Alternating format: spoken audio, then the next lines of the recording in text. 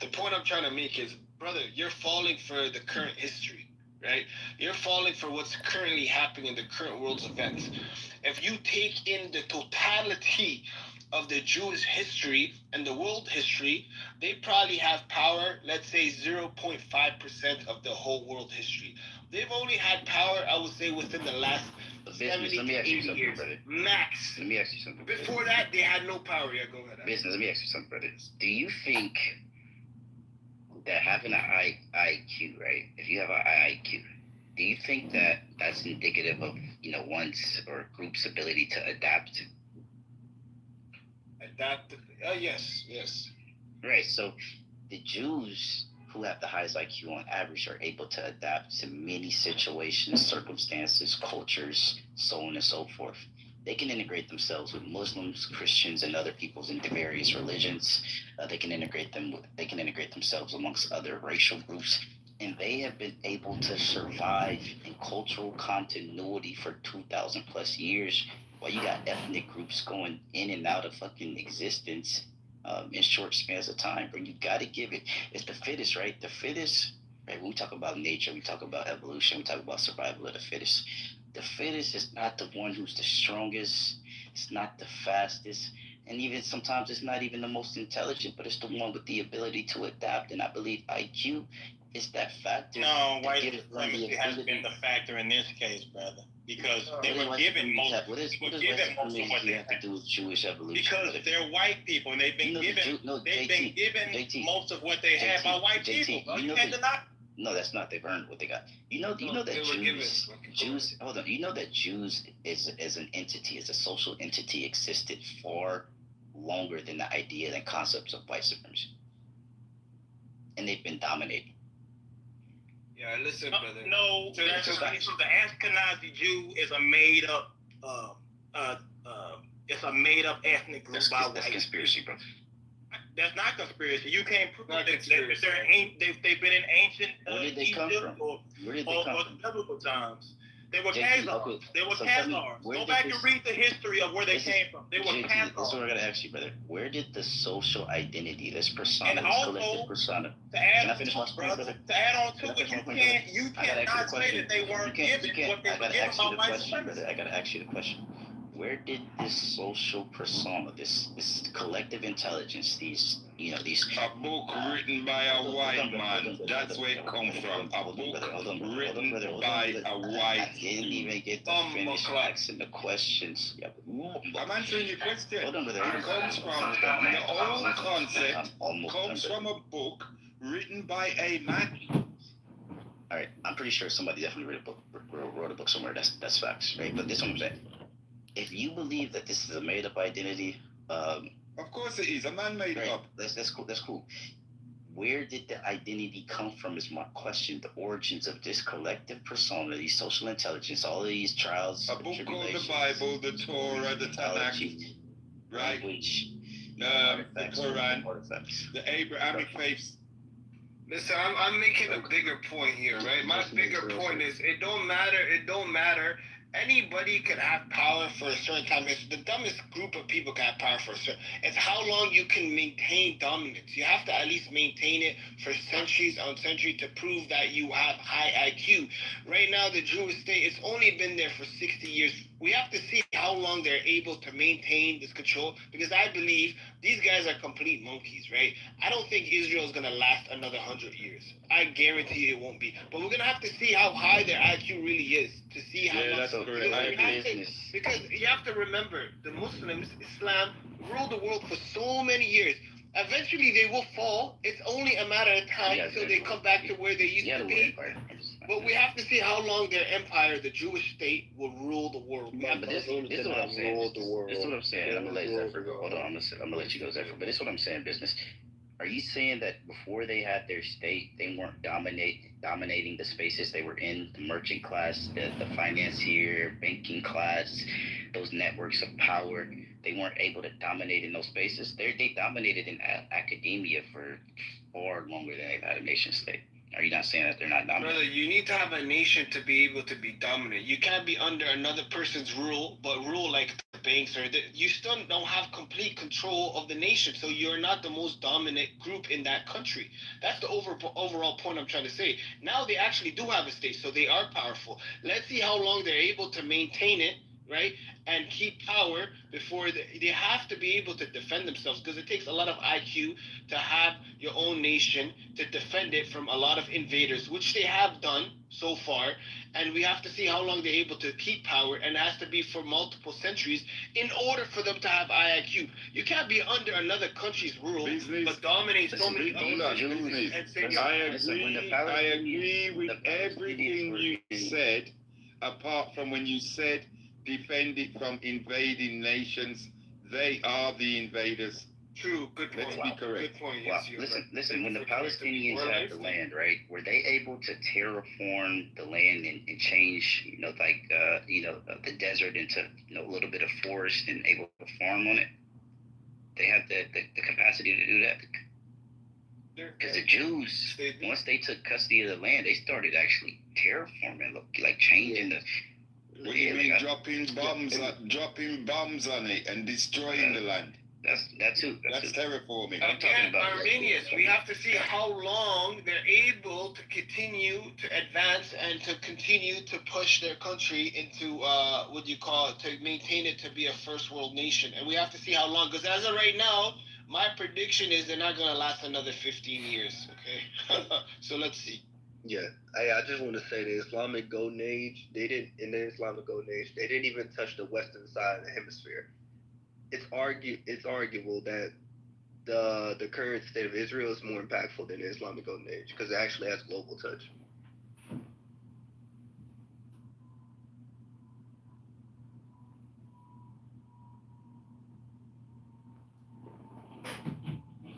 Yeah, we're gonna have to see, man. We're gonna have to wait and see how long they're able to maintain it, though, right? We need to see.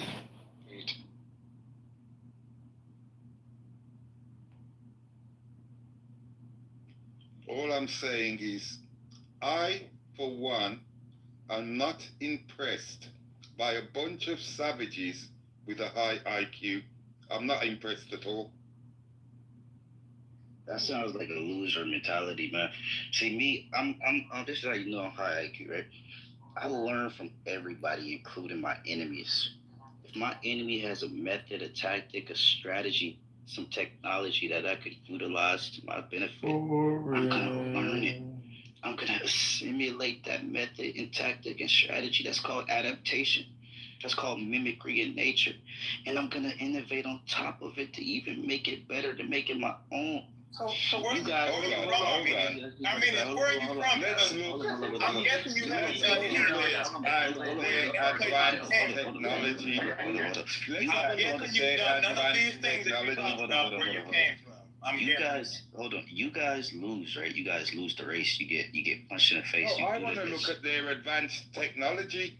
You tell me a people that are so advanced and so technological that their technologies destroy the very planet that they rely on to live.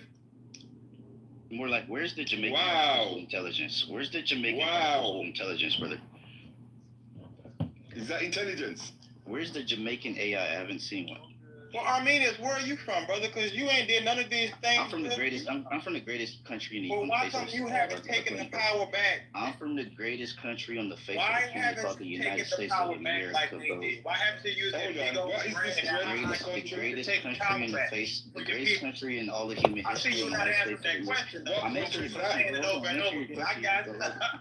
question. What country is that, Armenians? The greatest country on the face of the planet, the greatest civilization in human existence in the whole arc of history is the United States of America, bar none, no comparable. United States of America. Hold on. This great nation, so great that they're the only one to drop an atomic bomb. That's actually why we're great. Wow. That's actually why we're great. We invented the atomic era. We ushered the entirety of humanity. You didn't invent it. You got that from the Germans. You got that knowledge from the Germans. They were smart too. From the Nazis.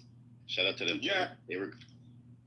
They were great too. Absolutely. You're still getting these white people counterparts. I mean, I am part European, so I mean, but listen, right? This is the thing. I see it there. I mean, Negro kid, I am who I am. know. I am who I am, brother. I am who I am, brother. Nigga kid, you know.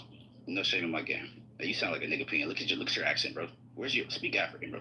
Wah. Listen. Yeah, what's African though? Elaborate.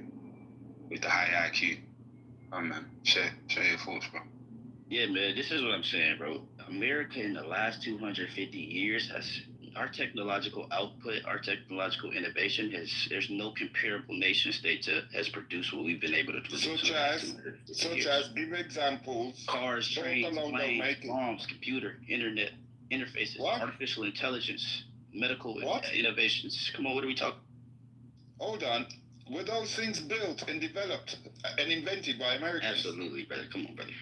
Where's the Jamaican TV, bro? Where's the Jamaican refrigerator, bro? We started refrigerating. Hold on. Jamaica had street lights before New York. What you on about? Bro, you making that up, bro. You just made that up. Making that up? Go on, check.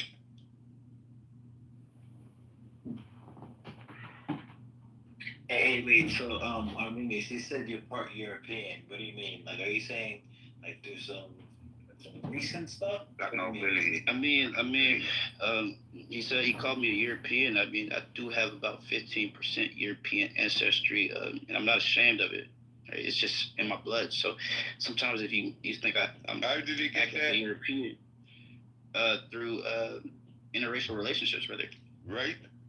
No, my people weren't raped. That might be yours. I can't speak on your personal story. Yeah, my ancestors were raped. I can't speak on my personal story. Is not like that, brother.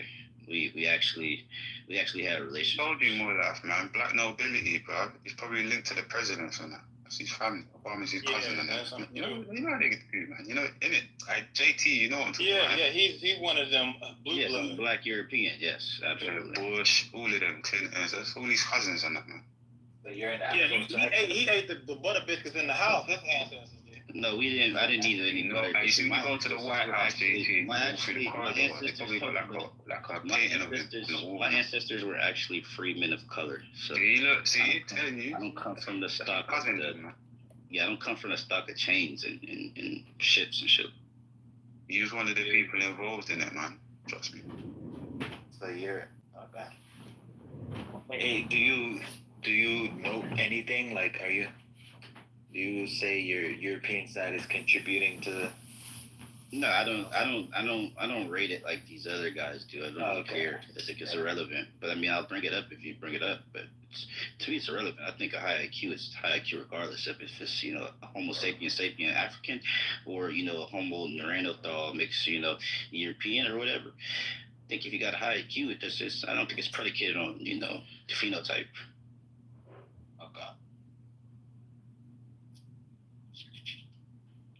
What if I was to say to you, Europeans clearly have the lowest IQ? Well, I mean, at one point, Europeans did have a recorded low IQ before the Industrial Revolution. Once they transformed to urban societies from agrarian societies, their IQ substantially rose. I agree with that.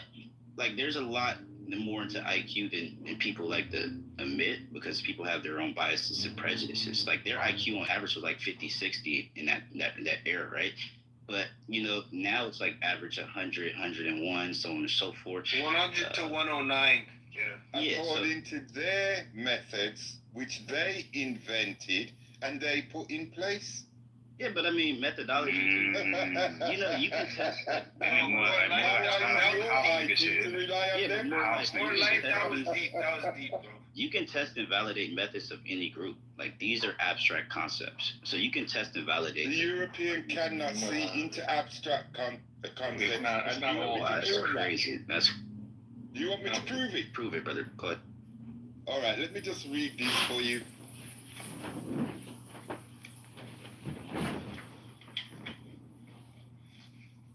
Right?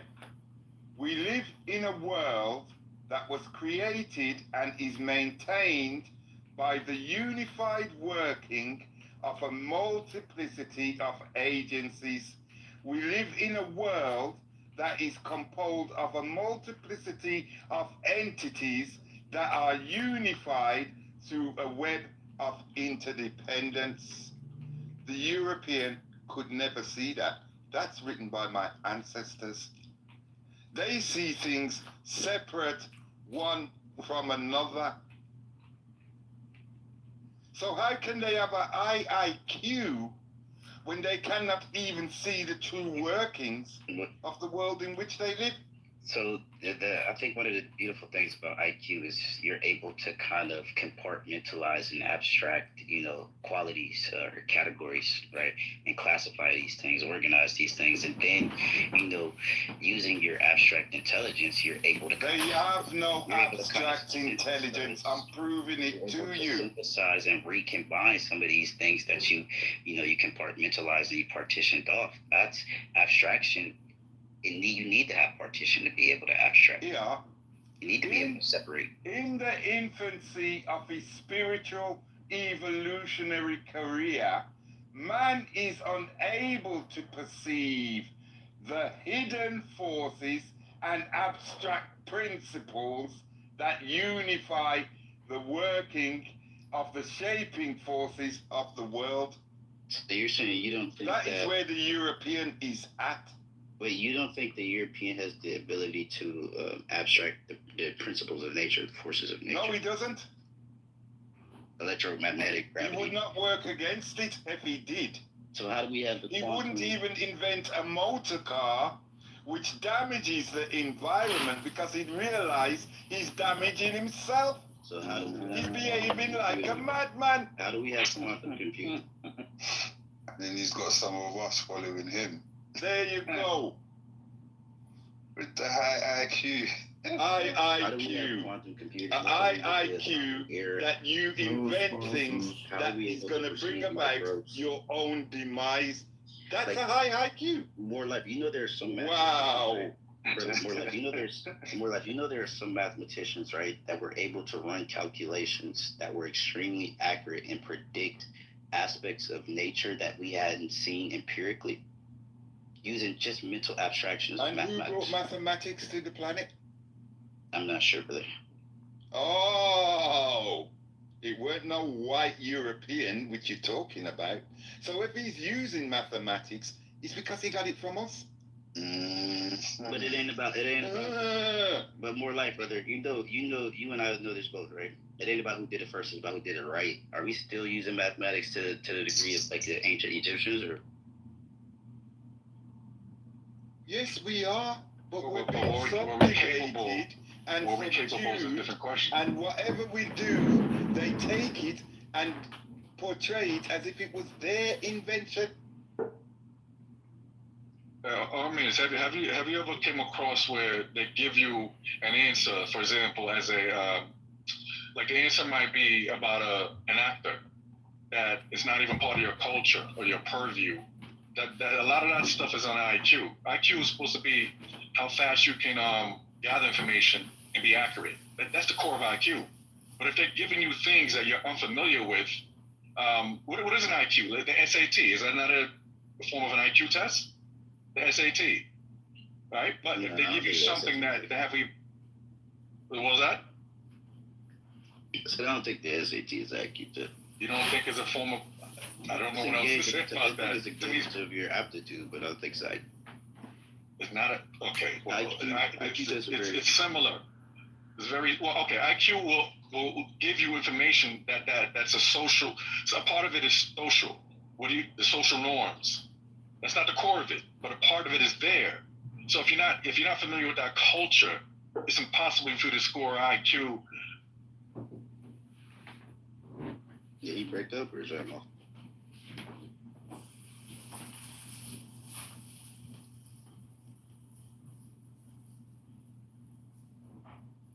Is he breaking up? Can y'all hear him?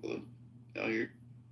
I can't hear him, so I don't know. Oh, yeah, he broke.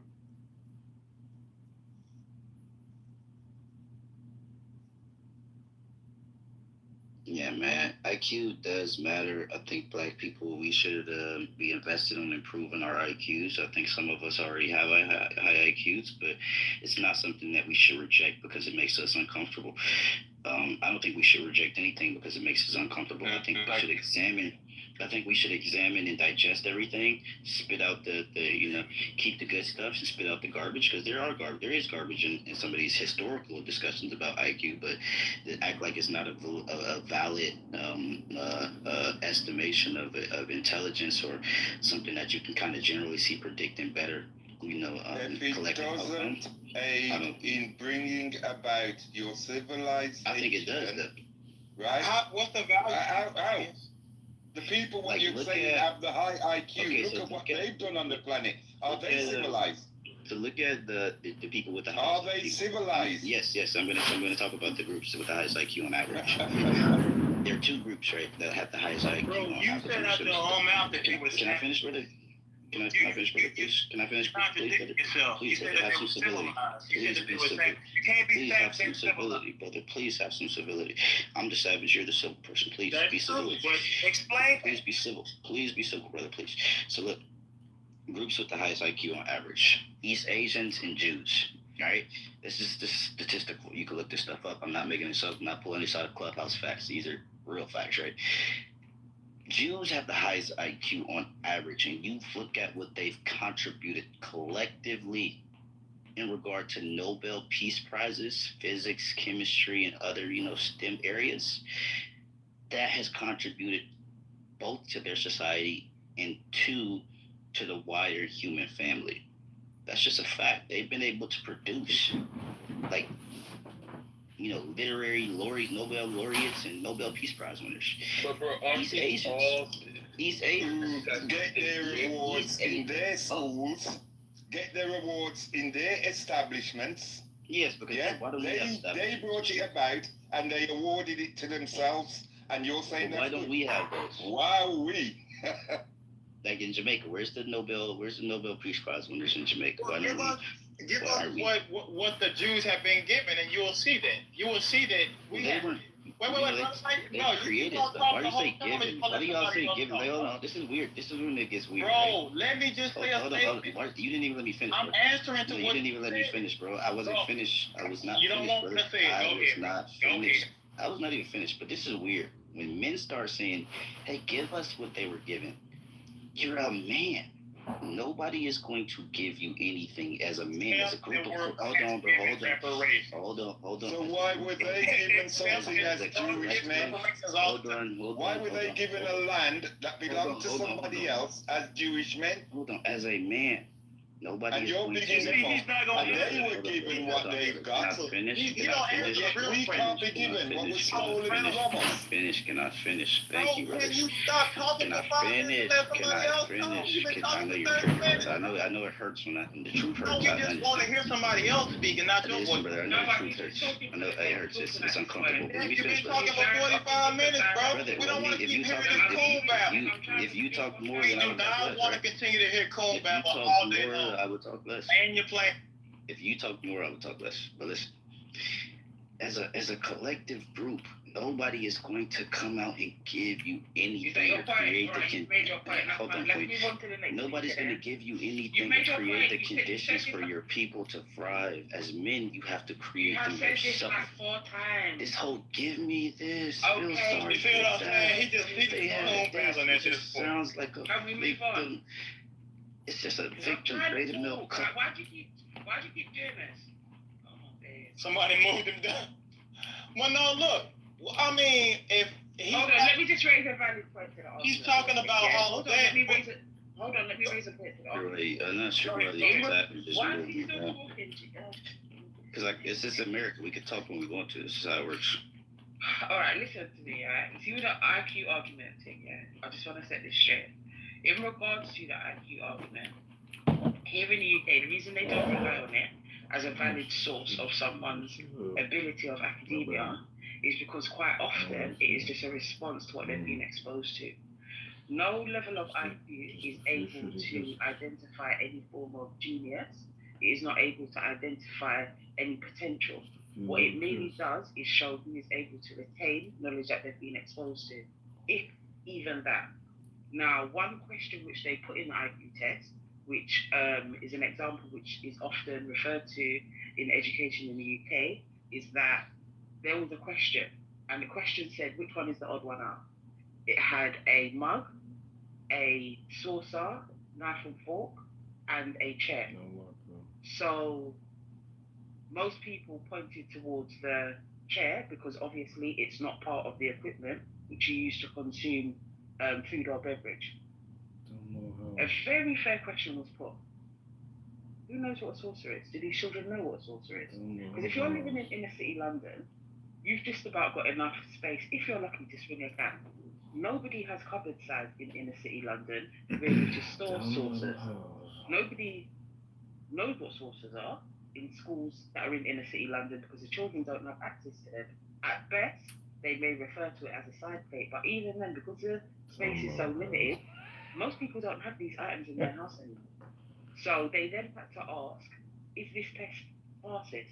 And what that argument led onto is, do we need to revise the national curriculum? Is this very outdated? Because the middle class children who can answer these questions live in an environment where they have been exposed to this. So if you are rendering someone incapable of understanding something or incapable of having a certain level of academia based on their lack of knowledge that they have never been exposed to, very unfair test, incredibly unfair test. And that is what has led them to actually say, do you know what, we're not going to go by IQ tests anymore. It's actually very unfair. When we look at what the IQ tests are made of, like Morla said, it's the test that those people made, tested themselves against it, and then gave themselves the award. Very unfair. Literally like asking the So Empress, you saying it's rigged? 100%. You ask anybody who works in... I work in education. You ask anybody that has studied education, and they will tell you that they have studied that. Yeah, I wrote a paper on that when I was studying, because it's something that you're exposed to very early on. Just like when they say, do you trust the government?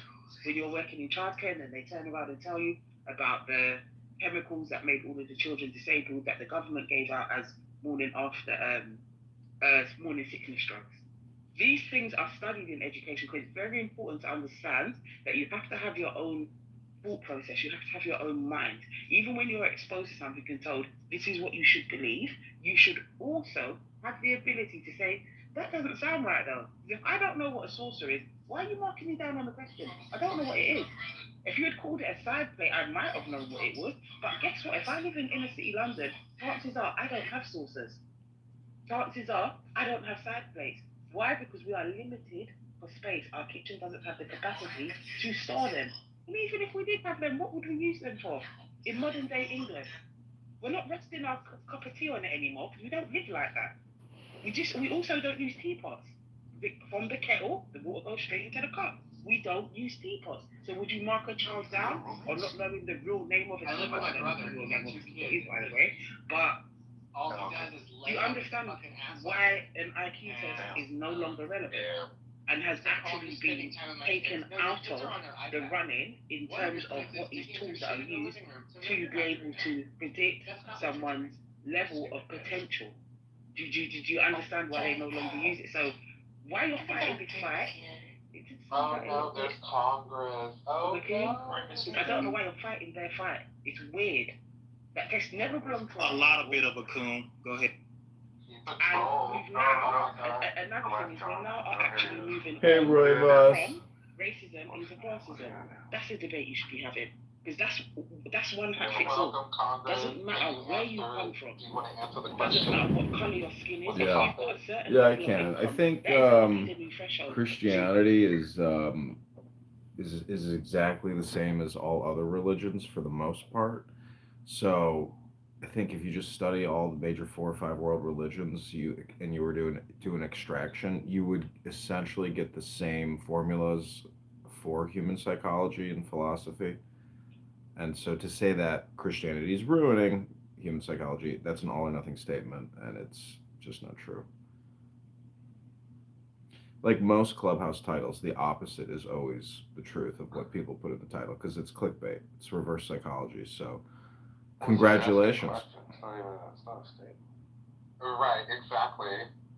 I know. Well, I'm giving you my opinion. You may not like what I said because it upsets your frailties, but that's a you problem, not a me problem.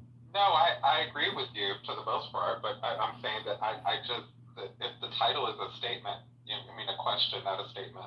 Oh, whatever. You don't think questions can be statements? What are you, like a 2-year-old? Well, you can have rhetorical questions, but those are ones that really don't need an answer because they're obvious. Well, I have a question I'd like to ask. Exactly. What are you to? Are you always this retarded? Right. I would like to ask a question to Dr. Roivas here. At least retarded now. Dr. Are you a legit congressman, or do you just get I'm a candidate. Kind of I'm a candidate. You're a candidate for what? 16th District in Illinois. I'm running as a Republican. Oh, and you're happy that Stephen Colbert got censored? You like banning people's freedom of speech? No, I think it had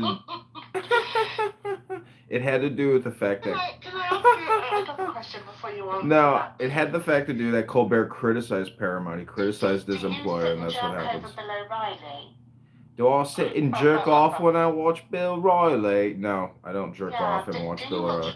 Bill O'Reilly and just get your todger out and start wanking off. Is that what? Are you projecting Bill Riley as being a very masculine man? I'm asking if that's what you do. No, you fat, disgusting lard of shit. That is not what I do. Oh, shut the fuck up. Do you feel angry that I asked you that? Why do you feel angry? I don't feel angry. I was just gonna send you back an insult because you're a fat, disgusting pig. Ooh, they've delicately touched my nerve. Listen to him. He's so triggered right now. He's so triggered. Oh, did we trigger you by asking you if you wanted to jerk off to Bill O'Reilly? Did you think I got a good jerk off to Bill O'Reilly? Because it gets my dick hard. You're asking me if I want to jerk off to Bill O'Reilly and busting that looking at Bill O'Reilly. No, your British accent is absolutely... It's garbage. It sounds like yours. It's atrocious. Do you jerk off and look at Bill O'Reilly? My question. Do you jerk off while you watch Bill O'Reilly on YouTube? When you watch Bill O'Reilly. Do you jerk off when you watch Bill O'Reilly on YouTube? What about the one where he goes, "We'll do it live"? Fuck it. We'll do it live. Fuck it. We'll do it live. So, I want to ask you again. Do you jerk off when you watch Bill O'Reilly on YouTube? He's getting triggered. He's getting triggered. It's ask, not ask. So I want to ask a question. Did anyone agree with my response to the title of the room? No? Can't got your tongue? Can't agree with somebody who reverse trolled you back?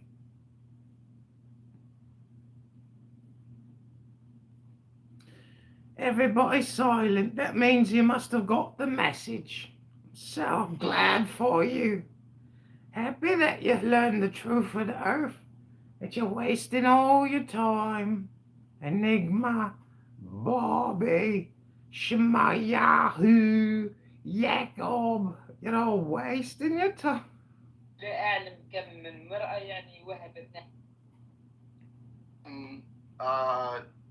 Rights pertaining to the priesthood, etc. The reason why I know this difference is because when you read Abraham, he had when you go into, I think, Genesis, quote me from you got all the pieces, you got everything, you got a Nobel Prize winner, a CEO. What more do you need? Well, it still doesn't work. So it's frustrating because of the timing part. But then when it becomes hot, you gotta go. What's up, Congressman? Hey, good afternoon. This guy, MindMed, has been on the run lately. Yeah, because of RFK. Yeah, man, cannabis could be coming. That would probably be more my speed. I'm so down in that shit too.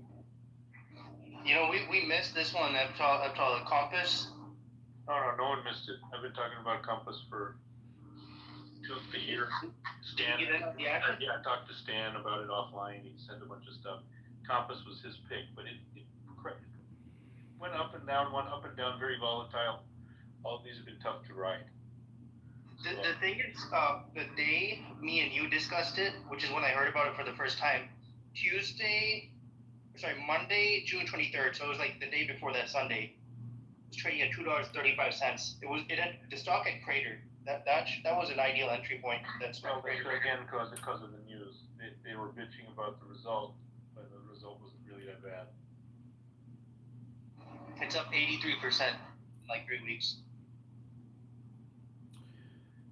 I'm looking at the PE of NVIDIA. It's 55 and a $4.2 trillion market cap. Yeah, it's a slow rider. So right up to risk. The way I look at it.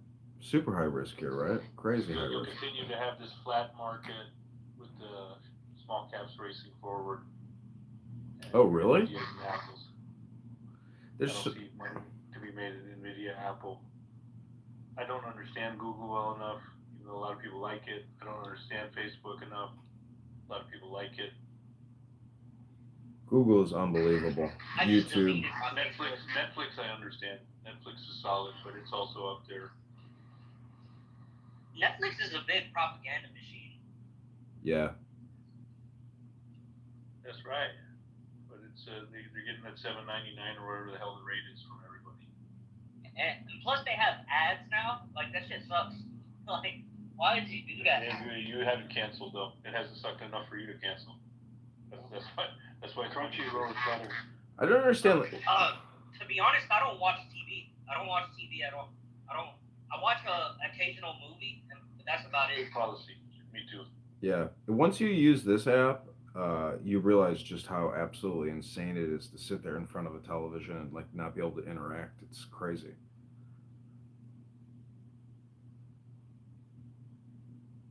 Sometimes I feel the opposite, Congressman. I start watching TV and I'm like, what the fuck am I doing on this app?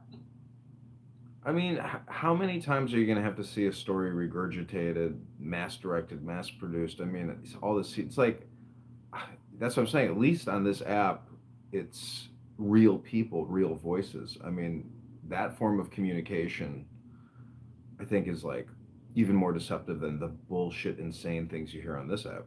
You're making it sound very romantic, very intimate.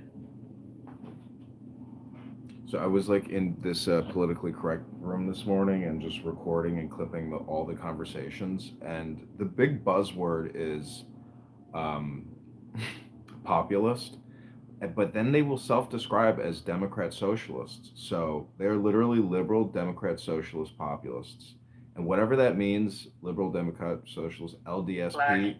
Slash extremist. You forgot the extremist part. So if it's LDSP versus MAGA, it's really just Democrat versus Republican. I mean, they just want to use these fancy buzz terms, but that's it. It's always going to be Democrat versus Republican. Well, you got a lot of Democrats that like Trump voted for Congressman. That's the problem for the Democrats. It's, MAGA is the MAGA coalition, including fucking neocons who don't like Trump, and including the 70% of the unions that voted for Trump, who are Democrats. Well, Did you guys see that nominee for Minneapolis, F12? Did you see that? Yeah. Ludicrous. The one thing you will never hear in these politically polarized Democrat, talking point rooms, they will never ever discuss the budget, the national debt, the unfunded debt, and so they're totally delusional. It's very easy. You can bitch about every time something's overcut. And just make that the crybaby story. Oh, the National Rangers, the Park Rangers. Don't you like parks, Eftol? Well, they defunded the Park Rangers. Alaska. They opened up Alaska to go ahead and dig Northern Dynasty. That piece of shit, it was moving, dude. If you take a look at the candles for the weekly, that thing just took a dump, man. It was like under 90 cents on Friday, and it's coming back. And this thing was like 50 cents a couple months ago. This is probably a 20 bagger. Watching like Canadian miners, I've seen some reports like they had like some kind of convention.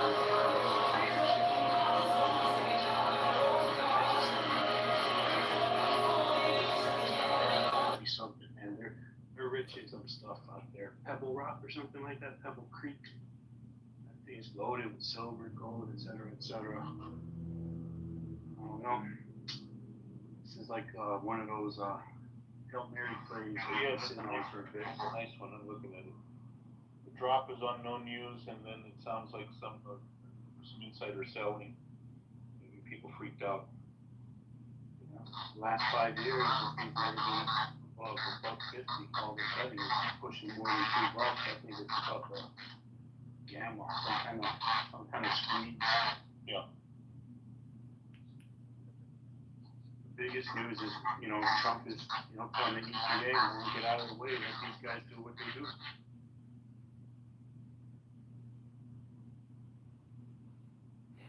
I'm gonna look at Snap stock. It's like a $10, $16 billion market cap, been flat for many years. Like, where's there's no growth in a lot of these companies. I mean, how does Nvidia propel the growth? Yeah. Like, everyone has a cell phone which is totally maxed out. Like, our cell phones can't get any better. Our laptops can't really get any better because at the end of the day, they're just all fucking communication exchange terminals. Quantum solution fixes this. Well, what does that mean? Quantum solutions. Like, what does that mean? Anything through the air, any transaction communication should have like a quantum layer on top of it to protect and secure it. That's like something a fat Democrat says. We're going to build a massive quantum computer complex and create the next generation of jobs. It's like, really? And you're going to use taxpayer funding to do it all. And it's like, I don't believe any of this stuff anymore. It's all just about like creating fake money to do, these big projects and programs, which end up generally just being fucking scams. And, look at all the railroad bullshit in California. We got a lot of railroad bullshit here in Chicago. And 55% of our property taxes are going to teachers and to the facilities that babysit. The energy is there, though, Congressman. Now's the time to pick winners. I think the thesis is that we're going to go into a lot of people asking for the crash just to get in. Basically, everyone wants to be in. Sorry. Can I say something? Yeah, let me just finish real quick on the. I don't ask 500 if you're here. Look at Atai Pharmaceuticals, AT, Alpha Tom, Alpha Indigo. Nice. This has ayahuasca up the nose. Okay, is the product that people are reacting to.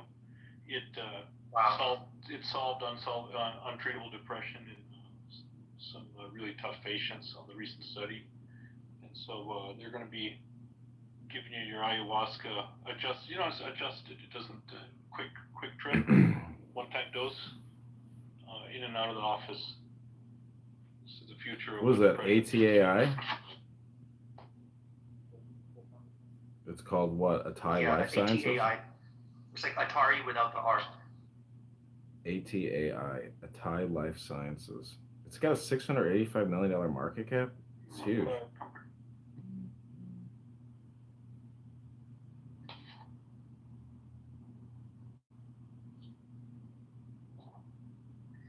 The thing is, like, we've been waiting for biopharma to move for like more than a decade now, and now it's finally got the momentum. Like, we've been waiting for this biopharma season for like more than a decade, and now it's finally happening. But it's happening in a way that's different than like what you would traditionally expect.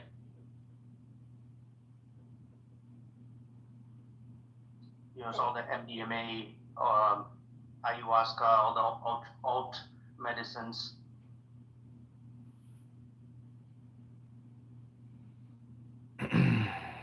If I could say, can I say something? Yeah, go ahead. Don't say anything pro-Pakistan though, would you? But yeah, go ahead.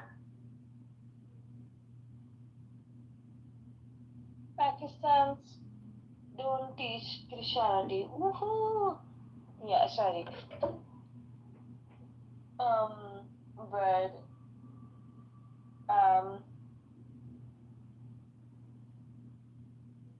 Yeah, come on.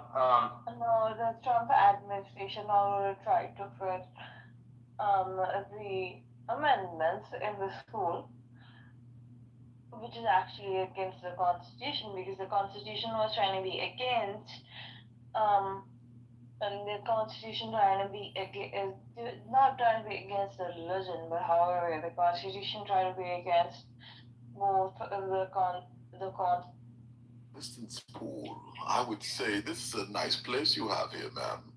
What a place you have here. This is beautiful. Yeah. I would like to say thank you, girl. You got spring water. Erica, I'm sorry, I cut you off. What you say? I said she got spring water, but the tank, you know what I mean? Well, it's so nice here. The ambiance is absolutely fantastic. I know. Have you had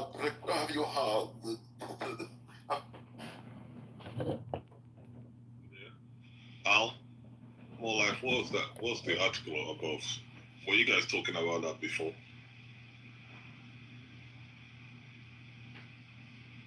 Oh, everybody's quiet, okay.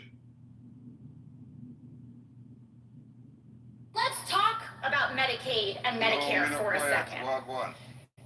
Sorry. More like, what's the article above? It says the construction. I don't know what the article's about. Oh, so you were not talking about that before? Somebody did mention something. I don't know who put that up there. Because the topic says black IQ, then this article says the construction of the Singapore model in mainland China.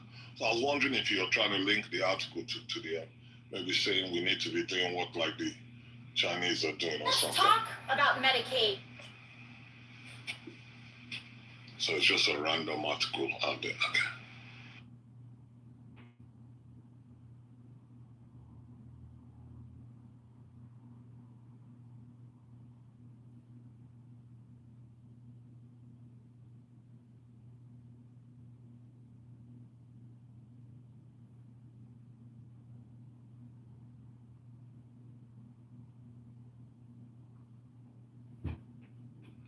Sorry, colleague, me not ignore you, but somebody just come at the door, so I'm busy right now.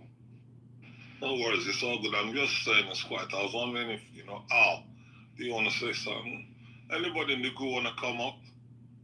Let's have some conversation going or something. It's really quiet.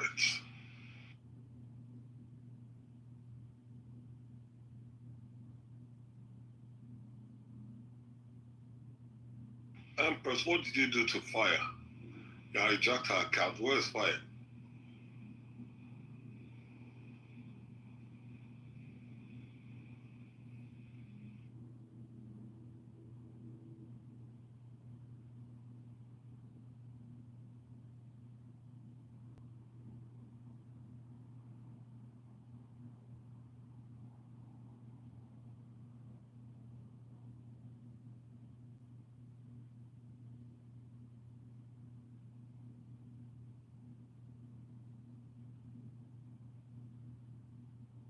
I'm proud to be an American. Hold on, let me talk to you. Hold on.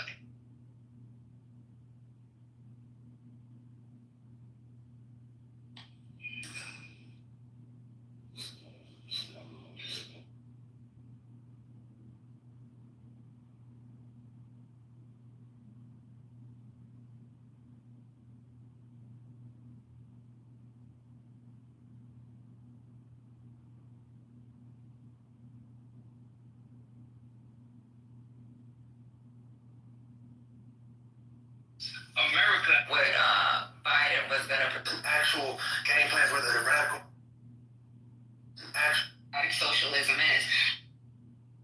Social party is this party.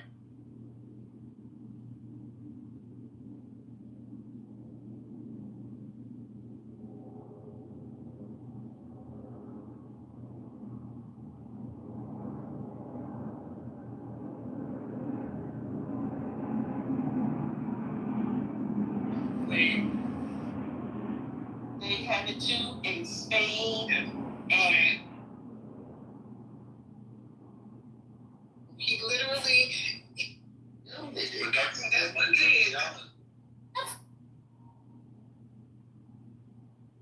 If you have a black camel, then congratulations. You have become a millionaire because Kurbani is about to come and people of Saudi Arabia buy black camels for 2 to 3 crore rupees, and some people are so smart that they color a normal camel black and sell it for crores because sheikhs have a lot of money. They look at the breed of the camel and not at the money.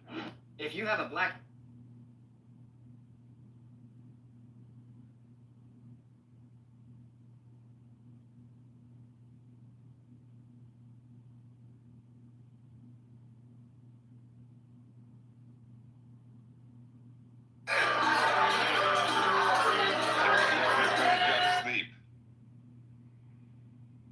support, but that's not. Good night, sweet dreams.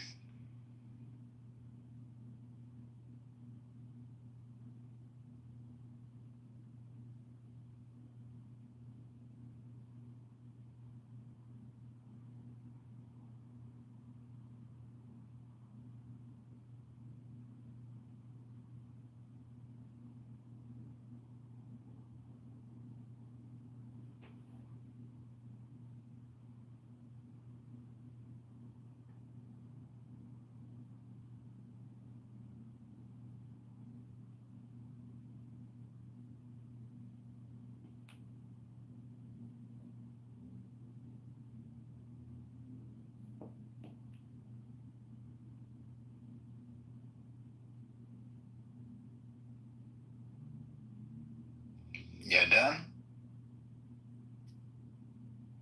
Yeah. Hello. I'm gone. Man come make up nice and gone, chap.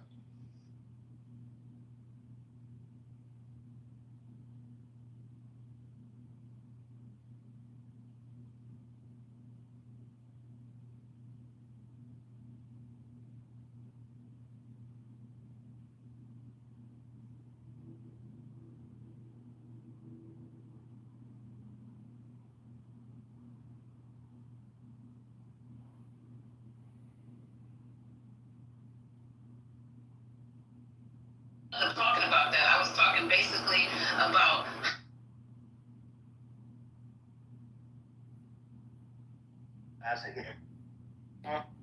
Wrong allocation. I should have gone into MSTY.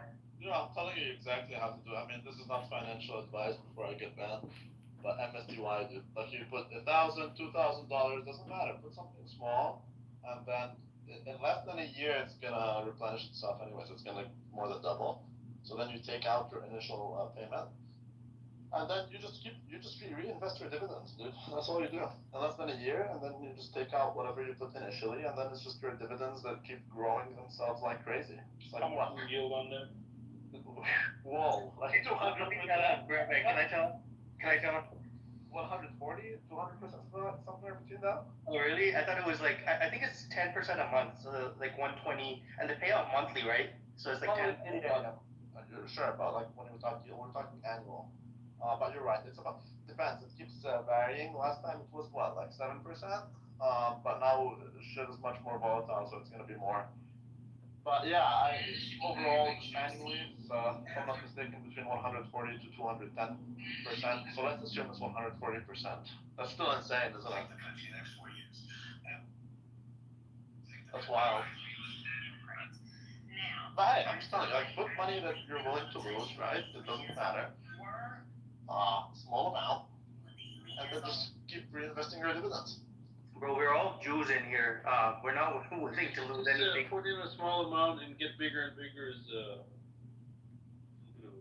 but on something like that's different. You're getting that big return. Exactly. Bitcoin keeps going up. That's what I'm saying. It doesn't matter how you put. Like you can put $10,000. Okay, in less than a year, it will double if you keep reinvesting your dividends. 100% in 1 year. That's great ROI. So you take out whatever you put. Let's say you put 10K. Then 1 year after, all you have to do is just hang on tight for 1 year, and then you take out 10K. Wow, it's a little bit like gambling. Right. These things usually go down rapidly. So. Yeah. They do. Yeah, they do. But welcome back. Welcome back to Julian Sewell. An exciting imagination, adventure of unlimited, powerful journeys. Starring Abby Eba and Dr. Abuela.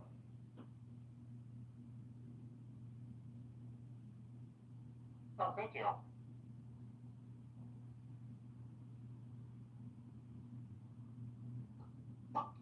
How are you today, John? I can't complain. Gotta get to the gym. Some people think going to the gym is like having a job. It's a 3-letter word like J-O-B. Some people here don't have a J-O-B or G-Y-M. 3-letter words. Some people's J-O-B is their G-Y-M. Some people work for organizations with 3-letter words. Like Julian's magical C word, JMS. Do you know what a LDSP is?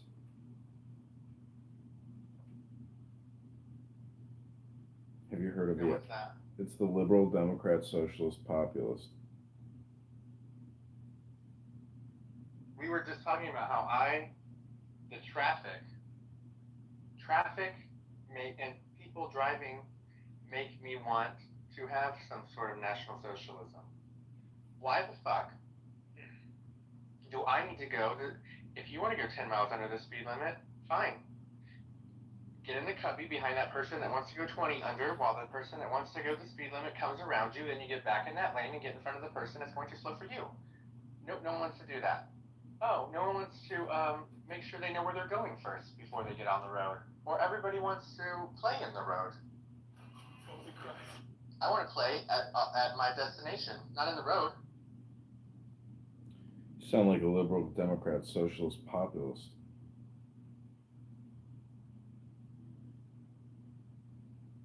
I'm crying. Liberal Democrat Socialist Populist. John run for Congress? Like John, you run for Congress. Maybe I should run for Congress. Yeah. Yeah. Florida. You'll probably win. You cannot fuck it more than what is it, Ron DeSantis? The one you're governor? You should actually run as Matt Gaetz was my last representative. You should run as a. Are you gonna run as a Republican or a Democrat though? It would have to be a Republican. Everybody here's a Republican. Yeah. I mean, my mayor's a Democrat. Everyone becomes Democrat in Florida. It's cool. It's Milton and Jay and fucking all of that. Liberal Democrat Socialist Populist. Like decades since the 20th century. The only thing you can count me is my ball sack shoulders. You're just a hater, bro. And now we're getting big in ads for it. Now we're getting big in ads for it because now they're all ganging up on us, all hating on us, and we're the ones that made them what they are today. And they're all richer than us too. This is why, bro, you gotta put yourself first, man. And the Egyptians didn't do that, and now the Egyptians are becoming niggers. You are niggers. I don't like the word niggers, but yep. But well, objectively speaking. I think you're talking about subjectively, Rabbi, not objectively. No, I think it's objective. Have you ever been to Egypt? What is the difference between an object and a subject? Please enlighten us. I think assignment.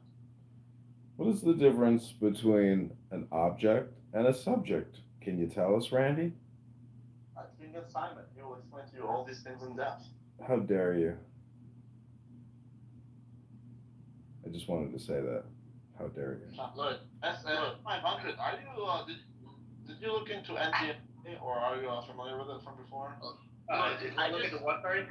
Next one? Hold on. The therapeutics. I just want to say, us Egyptian men are the most masculine. The S500, you need to handle these Egyptian niggers.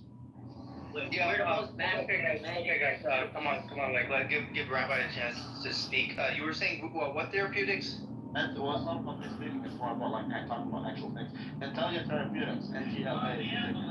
Ask Emtal, he's well versed in this field. I'm not. Okay, he's into biotech. Yeah, he's really good with biotech. Emtal. He's the guy to talk to about this field. Yeah, but he's on the phone. That's I would love to tell you about it because I didn't sell the whole thing. I sold a little bit of it. That was my first investment actually, NTLA. And it finally became profitable, and I'm not sure what to do with it. I mean, they have negative cash flows, man. Negative like operating cash flows. Why don't you just stop investing in all these, transactions in your brokerage account and invest the money in yourself? Well, that's literally what I'm doing. And also, if I stop investing, I'll end up being a nigger just like you. Is that a big N or a little N? It's a huge N. So it's a proper noun? It is a proper noun and an adjective. What's a gerund? Nothing. What's the difference between subject and object, Rabbi? The S500, you see Congressman here? He wanted me to buy Walgreens. And then it went down by 85%. I'm telling you, I buy all my peanuts there. I'm like, they got the best prices on peanuts. Don't buy that shit. It's a total piece of shit stock, dude. But dude, they got the best prices on peanuts compared to Kroger's. It's like almost 50% the price for cashews and pistachios. You have shoulder pain, dude. Like You're projecting your shoulder pain onto me. I don't have shoulder pain. That's a you problem. Yeah, you do have shoulder pain. I don't have shoulder pain. That's what you said about a year ago, that you got really bad tennis shoulder. Okay, I'm just telling you, dude. Like. Yeah, okay. I made a bad recommendation on a stock because it was already like fucking blasted out of the water. But yeah, it really dumped. But look at it now. Look at it. Look at the dividend yield. Yeah, let me see what it's at. Just look at it. It's like an all-time. Is it really at an all-time low? Yeah, 226. Oh no, that's not it. You told me to buy it when it was like at the top. It was like $80-something. No, I didn't. It was already beat up when I was looking at it. Yeah, it's at 1149 with a $10 billion market cap. So how much out do you still have it? No, I don't own any more of this stock. But look, I mean, in 2022 it was at 50. Now it's at 1149. Now's the time to buy it. It's just weird. That's true. It's a negative EPS and they pay dividends. I mean, I don't know. They're doing $40 billion a quarter in revenue. I mean, that's fucking $120 billion a year in business. They got a 35% EPS beat recently. It's not the worst stock in the world. This is why Evital is saying that these smaller cap stocks are gonna lead the bull market. So. What was a horrible stock back then? I didn't really look into it. I just know that, I mean, if I listened to it, I would have lost all my belongings, basically. But it's just weird to me that they pay dividends, and their dividend is not so bad given the current price of the stock. So, now that I think about it, now, maybe it's not that bad. See, there is no dividend yield. Let's just look at it. They suspended dividends. Well, I mean, what I'm looking at, it says $0.25. Like 25 cents, basically, per share. I don't know. I just did a Google search and I'm looking at their stats. They show no dividend yield. Yeah, it would make sense. It would make sense that they don't pay dividends no more. What's their yield? What yield are they offering? I don't know, 20. It's like, what is that, like 2% or something? I don't see a yield. Hold on. Yeah, I didn't see a yield either. The zero, but the dividend is $0.25, so that's weird. Oh, okay. Dude, the stores. Yeah, don't worry, that's not relevant. That part's not relevant. Anyway, yeah, good one. I like this. What you like? I like this type of discussion. This is the most useful type of discussion on this app, is doing financial analysis, stock analysis. I mean, let's get some money. Let's pat in those pockets. Oh, I've got glad you're back. So S500 here told me that you're the biotech guy. Is that true, or is? No, I'm not the biotech guy. I'm a doctor. I've been watching it for a while. He's being humble, Rabbi. He's being humble about it. No, I'm no expert, but I keep an eye on the breaking news. No, I know. So One second, I'll be right back, Rabbi. It's nursing home. Oh, sure. Well, I know Epstol from before. Yeah, you should don't listen to him. This guy, like, ask him that company you just told me. He will have some commentary on it. I mean, I'm just looking at it. It seems well, maybe this is outdated. I don't know what to believe anymore. Here it says it's a 2% yield. That's November 2024 though. That's the last reading I have. So I'm not so sure. WVA. It's I know for a fact it's a piece of shit company. Let's check their financials.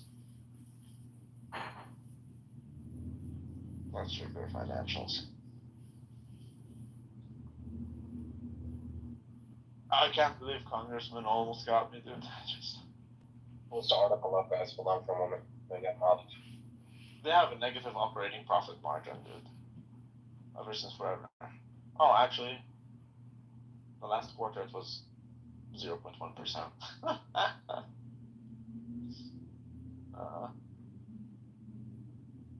Okay, so they have, ever since 2023, they have a negative operating profit margin. That's horrible. And a negative net profit margin also. But their gross profit margin is positive.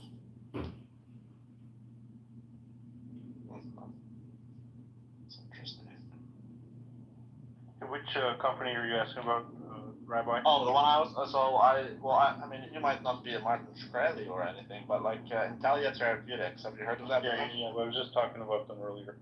Intellia Therapeutics, what do you think? Well, I was telling about the CRISPR group, which is, CRISPR's the daddy, and all the little ducklings are Editas, NTLA, Caribou, and Vertex is the grown-up ducky that flew away and is cash flow positive. Okay, so let me tell you this, because I don't know anything about Intellia Therapeutics. I'm not really a biotech type of guy. I can tell you this, it's my first stock that I ever purchased, and I was retarded back then. Dude, it's so funny because I wanted to buy Nutella, and that's how I bought NTLA. Can you believe that shit? I thought it's a different stock.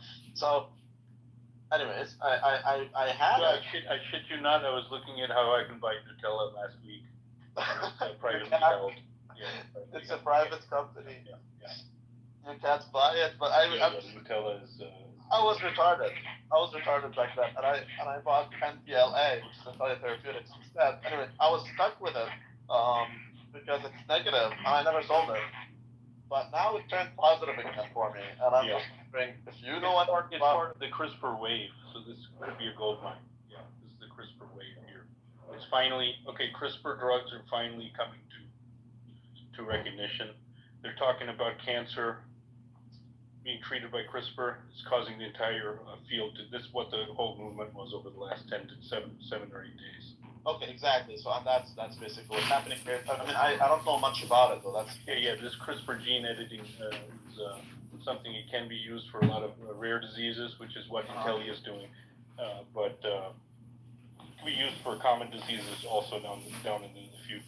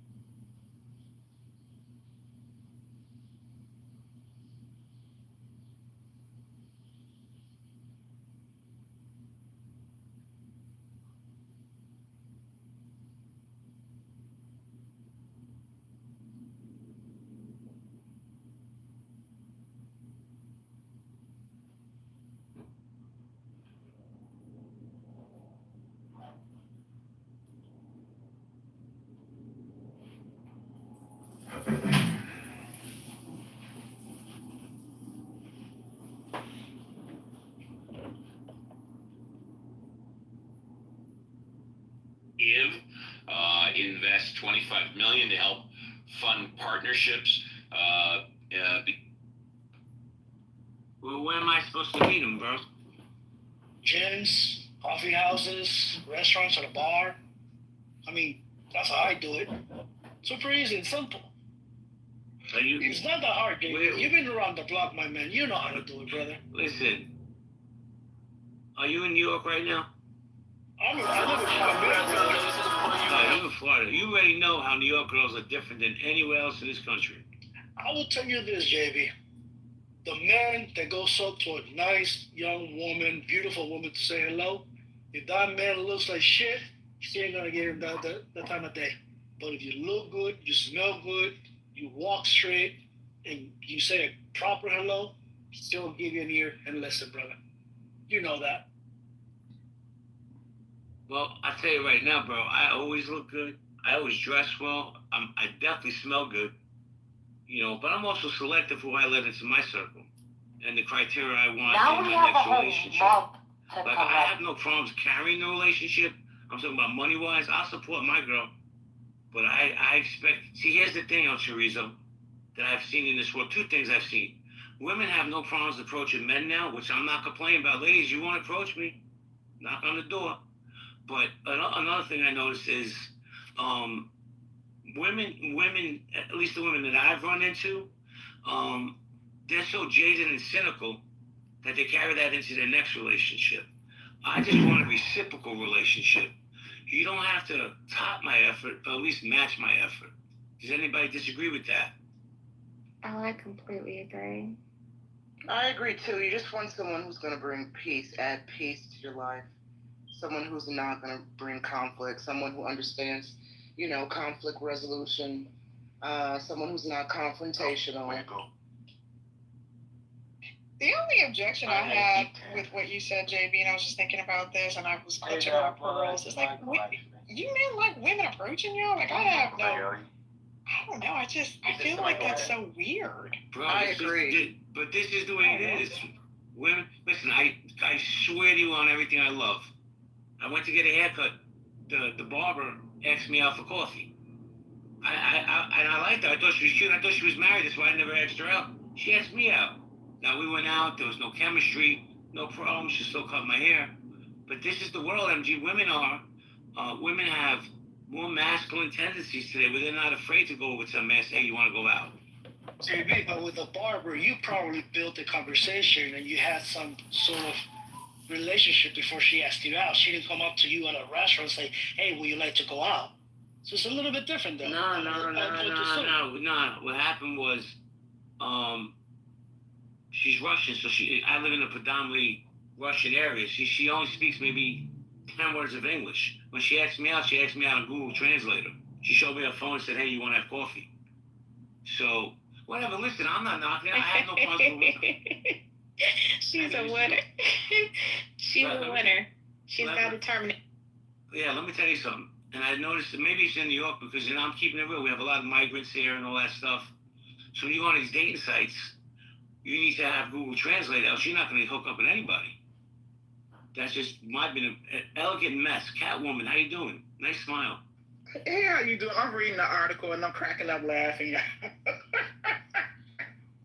Wait, have you ever stolen anybody's salad? Be honest. No, I got my own salad. I'm gonna steal his salad for just to try to find out who this man is. I'm like, is it really that desperate in New York for those who live in New York? I'm cracking up laughing. My God. Oh my God, I'm so embarrassed. Is there a word for I'm embarrassed for the women in New York? Whatever word that is, because this is like horrific, JB. Like, y'all need to get out of New York then. If this is the state of the game, y'all need to Hold on, but to what JB said, like I'm 21, and women in my generation, they ask men out. They approach men. I thought this was norm. I know men that do the same thing, but I'm just saying, like, either or, both people, if they're interested in that person looks good enough, and maybe the other person don't got confidence to say something, or they believe that they got some shit and the person don't got confidence, oh yeah, they swinging that shit. You feel me? Yeah, but- That's yeah, like, Like I've never understood the entire concept of women wanting to complain about not having a partner or finding a partner, but also never willing to actually go out and seek one or put the foot forward to make the first move. Like, I don't know what's so petrifying about the first move. It'll always be, men are insecure, why can't you handle rejection? Why can't you make the first move? Over what? Rejection. The same exact thing. Hold on, XG. And I appreciate you, man. I do. Like, I'm so happy you're here, Mr. Make Him Viral. Even though we banged last time you were in my room, I'm glad you're here now. I want to ask the ladies, MG, Nye, Megan, who else we got up here? We got Elegant, we got Miss Fifi, of course. All the ladies on stage. Would you approach a man, even if you're married, let's say you weren't married, would you approach a man and ask him out first? No way. Absolutely fucking no. Absolutely not. I wouldn't do it. No. I'd be flirtatious. I would eye contact, smile, flirtatious, but I am not approaching a man and I'm not asking him. I agree with that, Megan. That's my way now with never talking. I would probably drop the handkerchief and see where it takes me, but I would never ask him. You know what? I'm a eye contact person, and if it's there, you know, usually there I don't have to do too, you know. But no, I wouldn't approach him. No. But I'll let him know I'm interested, if that makes any sense. Absolutely. I love this conversation we're having. Guys, let me do a quick room reset, then we're going to go around the room again. Healthy debates. Are women more masculine today, or are men just more soft? Guys down in the VIP section, Joe B, Jennifer, Matt Cool's in the house, Leanne, Jem, Alex. Guys, if you have a pink ticket, cash it in. Please join the house. We have great comments. Elegant, please cash in your pink ticket. I'd appreciate it. Nimsy, please cash in your ticket. Today's raffle prize is you get to see a real picture of El Chorizo. As scary as that sounds. Hey, listen to me. You know what I thought about, brother, and everybody on the stage? I think one of the major problems with men these days, too, and little kids or young adults, is goddamn pornography, brother. That's a big problem. I agree. I agree. But that's a conversation for a different room, El Chorizo. King, how you doing, King? King Mighty. Hey, how you doing? How old are you, my man? 44. So you're a grown man. So what do you think? What do you think about the title? Are women more masculine, or men just more soft today? I think it's a mixture of both, to be honest. Why it's like that? You know, there's a multitude of reasons. It's the women, King. Okay, let's keep it real, bro. It's the women. Oh, it's definitely. I mean, that is absolutely a thing. I don't think we can deny that for sure. I do think that men too, though. I do think some of the stuff that we do now, we complain a little too much about certain shit. You know what I'm saying? But that's just me comparing things to how things were back in the day. You know, as to now. So I don't know. Thank you, King. We're gonna go to, I can't even say your name, Nimsy? Nimsy? Am I saying that wrong? Let's see, hold on. I can't even, MD, can you pronounce this woman's name? Nimdze? I'm not even trying to pronounce that last name. No. What's her at? I'm not sure it's Nimsy. What'd you say your name was? Right, Nimsy. Nimsy, welcome to the stage. How you doing? Thank you. I'm good. Yourself? I'm fantastic. The mic is yours, man. Alright, we talk good. Do you want to chime in on the conversation? Oh, no, you're good? Okay. So, guys... I want to listen. I'll be listening. Okay, I look forward to you coming back and talking to us. Okay. So, Elegant, oh, maybe you want to say something? After Elegant, I do want to ask King, like, what he thought men complained about too much and or why he thinks men complain too much. He's 100% right, but let's go to Elegant. King, I'm going to come right back. So let me go to Elegant real quick. Are women more masculine today, or are men more soft? I think it's a combination of both, because the whole thing about femininity and masculinity, I don't know with each person's interpretation of it, so I can't really answer, because what do you guys think is a masculine woman? Everybody has a different answer. Asking a man now. Yeah. I think a lot of these men think a masculine woman is somebody they can't control, somebody that has their own mind, has their own money, somebody, you know. All right, everybody. She Welcome wants back to to do. Julian SeaWorld. This is a meditation Nobody is universe. messaging you back, silly. We are all taking the deepest breath of the day. I don't know why We're you're letting obsessed it with that. go, and we're saying, I am a flower. Say it with me now, everybody. I am a flower. I am a flower. I am a flower. Now take a second deepest breath of the day. Hold it for 10 seconds. Let it go and say, I am fresh. That's your room refresh, everybody. I am fresh. Say it out loud with me right now. I am fresh. I am fresh. Edmund, are you douching? What's happening? Are these affirmations that you use while douching? Like, what's going on? We know you're trying to save the white race as best you can, Dr. Adams, and we're very thankful to you. I am fresh. I'm a fresh little bottom. Assalamu alaikum. I showed my nutsack while I'm doing yoga and recording on Clubhouse. Don't you have to get back to work, Adams? No, I do need to get into the shower. The shower's running and the air conditioning's on, so it's a little cold in here. Well, I gotta get to the gym. You wasting energy like that? What the hell? Malaikum assalam, brother. Hey, why your voice sound like that? Malaikum assalam, brother. Come on, you gotta say it back. Go ahead. All right, I guess you're not a true Muslim. You disgraced the Prophet Muhammad by not giving me back my call. I'm not Muslim though. I'm not Muslim. Well, then why did you come in here and say Malaikum assalam? Do you listen to Clean Herbie? Because it's cool to say it. Oh, alamak habibi, cool. Do you listen to Clean Herbie? Edmund, shut up! No, Dr. Adams, stop loudmouthing me. I'm not a big wetback. Oh, that's Ed. Damn, dude, still fucked up. He's still fucking with you. He's still making you double think, like, why am I on this app wasting all my Oh time? shit, that's Abby. What's up, Abby? Oh shit, look, it's Abby. She's back too. She Oh, took shit, a Abby, sobriety, yeah. but she's back. The grocery store closed down on her. You know, my community really Welcome loves Abby. back to Julian's Magical Sea World, a place of fantastic voyages and unlimited adventures, a clownhouse world of Julian's making. Welcome back to Julian's Fantastic Sea World. We have the world famous Julian, a disciple of Mangione, a murderer who killed an innocent man in the streets. And he's not gay, just like Adams. He's not gay anymore. I ain't gay no more. Being black and being gay are not the same thing. I was born this way. That's not entirely true. I actually flew out Abuela, buttered his biscuits, and never called him back. Baba booey, baba booey, baba booey. Whoa. Wow.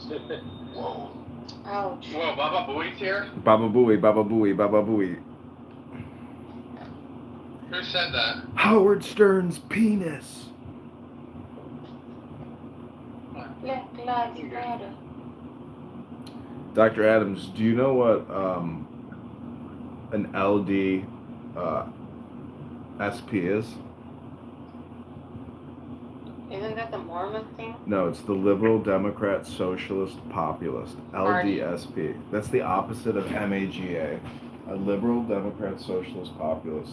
So it's LDSP versus MAGA. Leader on the correct course. Liberal Democrat Socialist Populist. Say it with me now. Liberal Democrat Socialist Populist. Little drugstore products. So welcome back to Julian Sea World, where we ran out all the people who came here to waste your time. Woohoo! Welcome back. Almost fucked it up. Dr. Adams Sega. Preston Siaga. Charleston Roy. Roy. Secret of down low gay man. this big fat lesbian at the bar last night. She was like, "Are you gay?" And I was like, "No." She was like, "Oh, I'm so sorry. Were you upset by that?" I Why was does like, everybody ask you that question, John? because because she's a big fat lesbian and she's hitting on me and she wanted to like insult me. Abuela's the only man on stage that knows how to put like express it. I don't know what it is, but he holds something in. So this is how the story ends. I said, if I was gay, I would be upset that you asked me if I was gay, but because I'm not gay, I'm not upset that you asked me if I was gay. You're definitely gay, Edmund. Definitely gay. No, I'm definitely not gay. Keep telling yourself that, but Okay, turn off that beeping noise. It's just a recommendation. Edmund, I've seen you do yoga. You're definitely gay. oh, he do yoga? Really? Yes. Yeah, he gay. Yeah, no doubt. Oh, Danny. Are y'all staring at his ass? Danny, what's that big zit you got on your lip That there? must be a gay guy too. Gay too. Don't get up. All the gays don't get offended. Danny, that PTR takes the win for the cake. What's up with that big zit? What a big zit. Oh my god, the crew is here. All I right. can vouch for that. Ryan definitely motorboated my nutsack. Listen, if Adams leaves, I'm leaving. Just FYI, Adams. You're the star power in this show. That's a great picture, and Danny. Danny, what's up with that zit? Is that technically a herpes sore or is that just a zit? That do look like herpes stuff. That is from a vape. Alright, my name is Danny. No. Okay, so this is the after she sucked two guys off in the woods. This is the after picture. Oh shit, that's not even Danny. My bad, son. He fucked. You fucking fucked. If you leave baby juice on your lip, on your lip, you're gonna get one. Yeah, that's not what it is. There's like a 30-minute picture, like a before and after. She looked fine before, and then she went in the woods with two men. So welcome back to Julian's Magical Sea World, where I will now be reading to you poetry and probably ruining the room for many of you. Okay, Alpha, pick a number 1 through 80. Pick a number, Alpha, 1 through 80. I'm gonna take care of the baby ride. Oh, thank God, because we're hungry. What is your magic number pick, Alpha? It's your turn. 17. I think we did 17 yesterday, didn't we? I wasn't here. Abby picked 17. No, we did number 3, we did number 4, we did number 13, we Abby, did number 14. it's Alpha's we did number turn. 17. Alpha, it's your turn. What's your number? 1 through 80. What's your 13. What's your number? Pick a number. 1 through 80. I'll do 3. Have you done 3 yet? Yes, 3 already been there, yeah. Yep, already did 3. So it's 1 through 18, you say? 80. Oh, 84. Okay. Oh man, I mean, I usually go for 13 because I was born on. I knew it. I looked at the said she's gonna go for 15. Okay, you want to Yeah. hear 13? Well, yeah, I was born on the 13th, so that's just like, that's my number. Okay, this is Okay, what it maybe says. it's gonna be Jody. This is what it says. Welcome disgrace as a pleasant surprise. Prize calamities as your own body. Why should we welcome disgrace as a pleasant surprise? Because a lowly state is a boon. Getting it is a pleasant surprise, and so is losing it. That is why we should welcome disgrace as a pleasant surprise. Why should we prize calamities as our own body? Because our body is the very source of our calamities. If we have no body, what calamities can we have? Hence, only he who is willing to give his body for the sake of the world is fit to be entrusted with the world. Only he who can do it with love is worthy of being the steward of the world. Welcome back to Julian's Magical Sea World.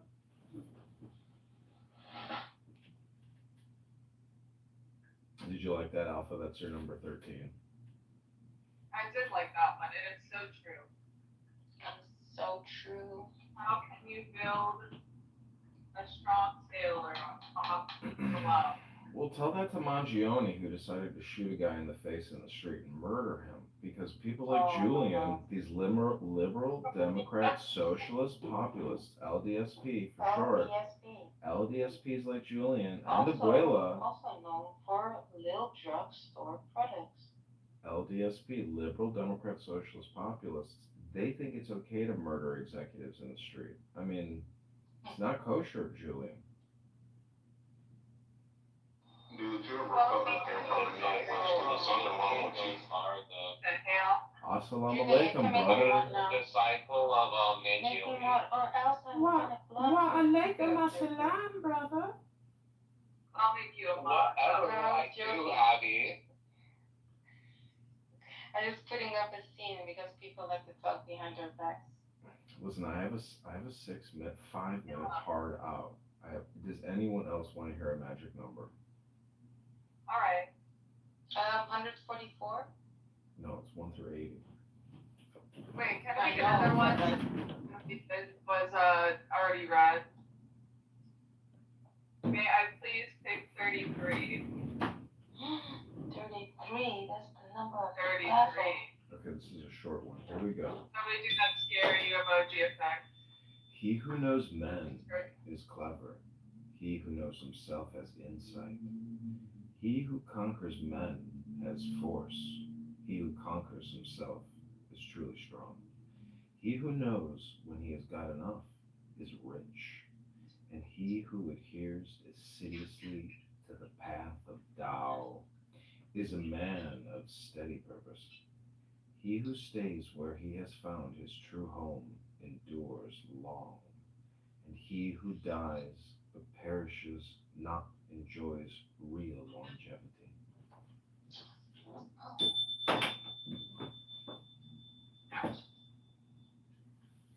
Welcome back to Julia's Magical Sea World, where everyone is a merman, a merwoman. Julian supports murdering people, and Abuela supports I don't know, Abuela, what do you support? Grooming. You heard what I support. What did you say you wanted to do in government? You were upset about people passing you in the left lane? No. I'm upset about. No, that was an example. I'm upset about people living in their own little world and not giving a fuck about what's actually going on around them. And then they want to mope because life isn't perfect. Well, because you won't get up off your ass and actually do something. You won't actually. Is this what you call LDSP communication strategy? Wait, is Ryan become a national socialist? And that's LDSP, Liberal Democrat Socialist Populist. Most people can't remember 4 variables. Can everybody say it out loud with me? Liberal, Democrat, Socialist, Populist. Liberal, Democrat, Socialist, Populist. LDSP. Otherwise known as the LSDP. LDSP. LDSP, that's right. I'm dyslexic. Julian supports murdering people. Abuela supports demanding people pay attention to other people's problems. Abby, what do you propose? sorry, I wasn't listening. Okay, perfect. Sure, I'm doing analysis. You guys go keep me out of this. Dear Grok, please provide analysis. You are in Julian's Sea World, a world of fantastic voyages and unlimited fun. A place where people can insult people all the time. You are in effect one of Julian SeaWorld's animal pets, swimming effortlessly through the ocean of despair, where people do toxic communication, projection, all the time. Welcome back to Julian SeaWorld, episode number 675. Can I do another magic number? Yeah, go ahead. Can I do 27?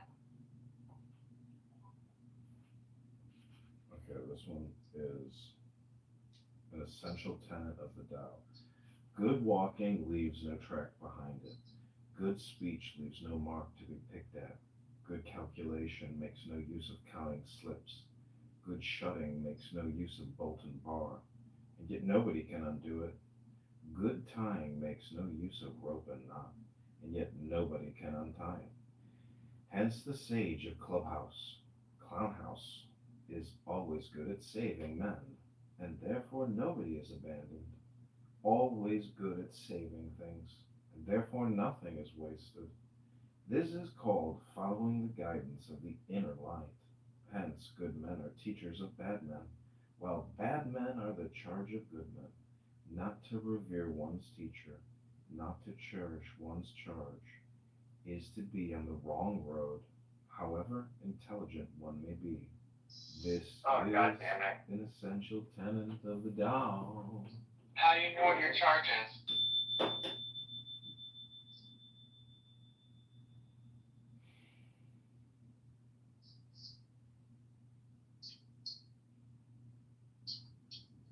I guess I'm a bad man.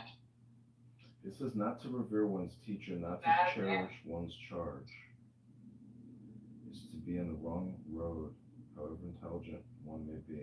This is an essential tenet of Tao.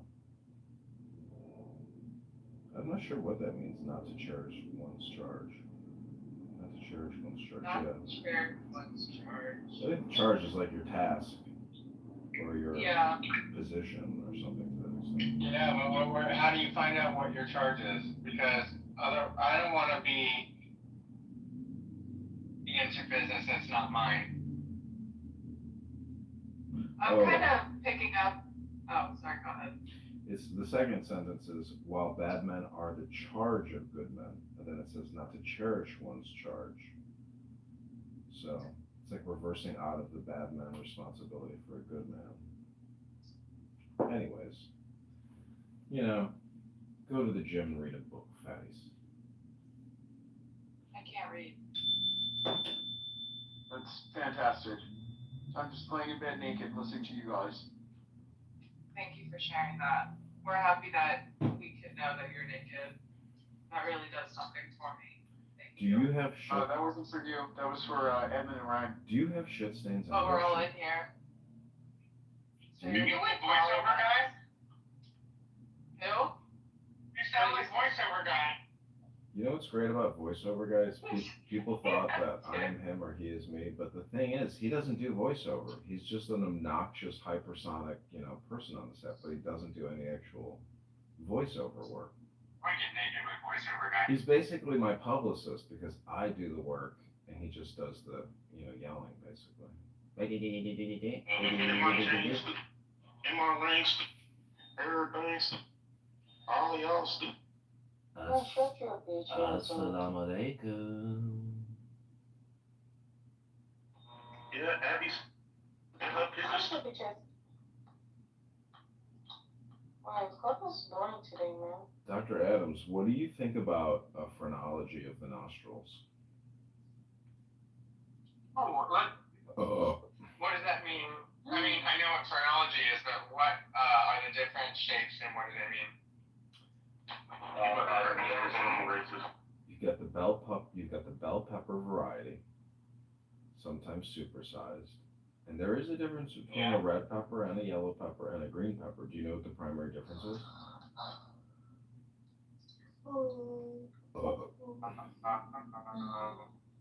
You're unaware of the differences between the three families. You don't know the difference between the three family of peppers, do you? Dr. Adams can help explain this. Dr. Adams, go ahead. You're in the matrix, Abuela. Dr. Adams, go ahead. Tell everybody the difference between the three primary peppers. Dr. Adams. Well, Mercury's in retrograde and AT&T is having some fucking issues. I'm sorry.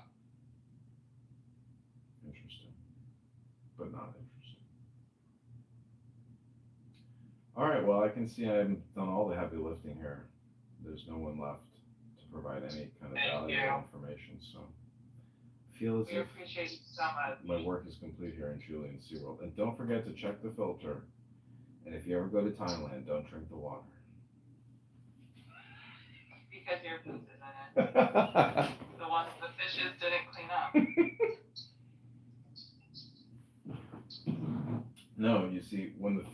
my poop. They pooped out my poop.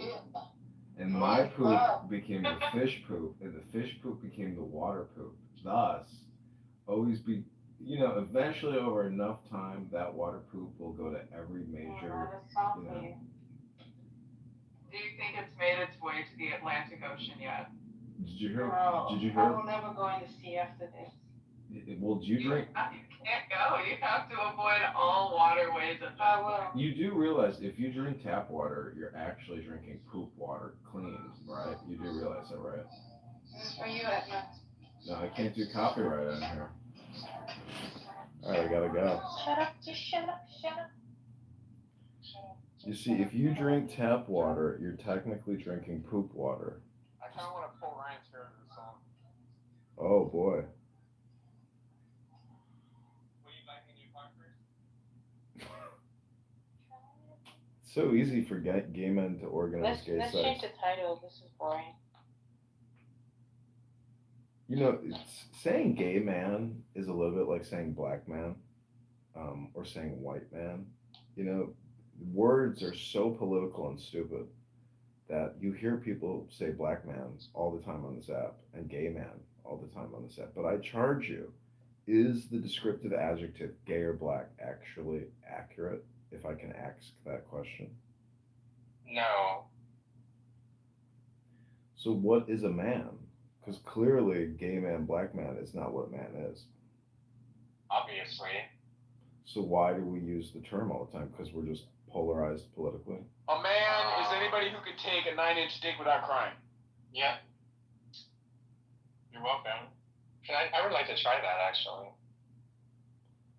So what does a gay man do when spigoted by a 9-inch flesh rod?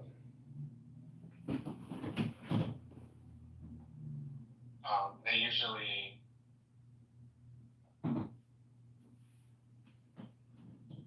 This is what we call an LDSP. I'll say it with you now. Liberal, Democrat, Socialist, Populist. LDSP. Liberal, Democrat, Socialist, Populist. Liberal, Democrat, Socialist, Populist. Abuela. Liberal, Democrat, Socialist, Populist. Yeah. Here.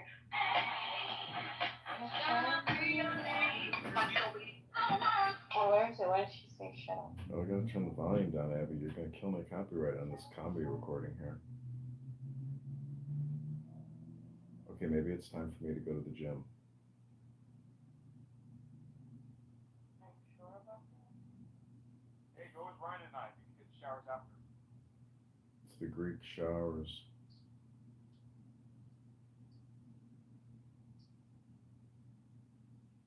I hate using the shower at the gym. Yeah, that's what poor people have to do. My mom only showers at the gym. She spent all this money remodeling bathrooms, but she never even uses it. She just showers at the gym. Yeah, she's the cheapest woman who's ever been born. She's very frugal. The water company comes over, gas company comes over. They're like, "How do you spend so little?" She's like, "I never use it." Doesn't use any utilities. They're just like, "Are you stealing utilities?" She's like, "No, I conserve utilities." And she's the goyim one, right? Yeah. I can see why you sound like her. You're like a frugal woman. His Jewish heart sang with glee. Gloom, Girl, generally. I did something. What did you do? You fucked your analysis up? Yes. I knew you were Let me try. getting in. PR. When did I click on PR? Adams. Hi, Anon. Adams. I don't know if you are. It's going straight to So I'd like you all to check out my latest work of recording Clown House because I know you're all super fans. Check out this YouTube channel. Let's say Bismillah. Go through my shorts and actually listen to what the LDSP is. Hi, Anon number 2. This is the LDSP videos that I shot this morning. Please check them out. And you'll be amazed. You'll be like, this really is what an LDSP is. Because they literally define themselves as Democrat Socialists over and over and over again. The Witcher.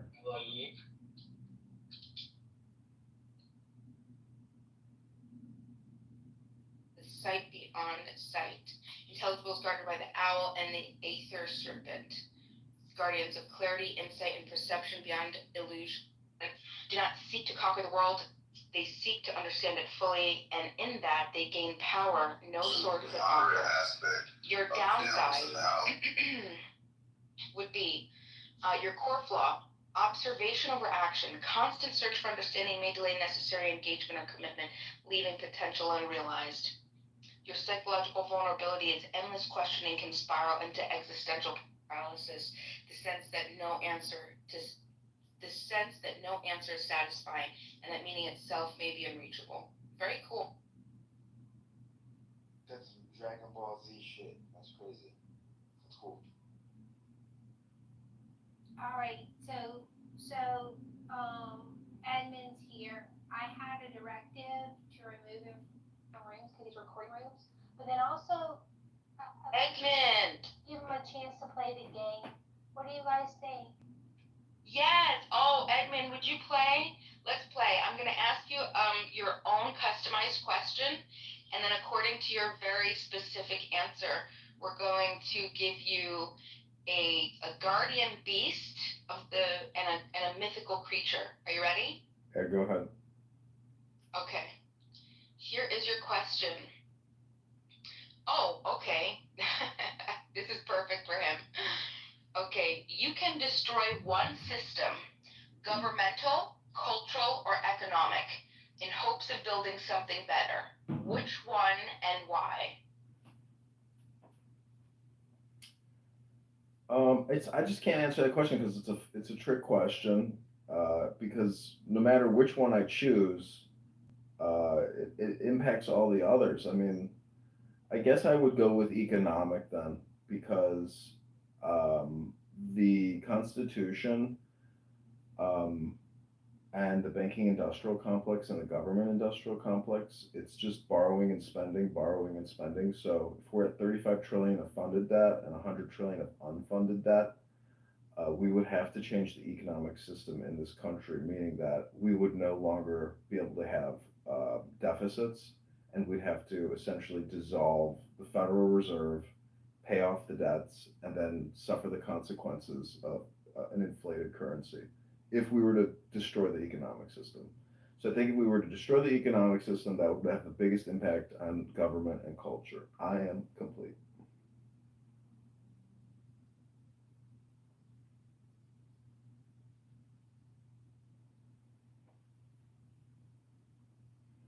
So what, it gives me like a mythical creature name now?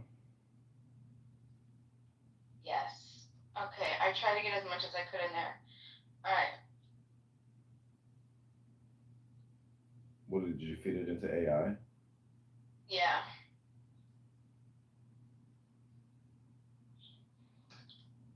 But yes, Monica, you are accurate. I have been recording a lot of content because of the anonymous capability on here now, which gives me a lot of unobstructed content, meaning I don't have to have burner accounts. It's like it saves me so much time and energy.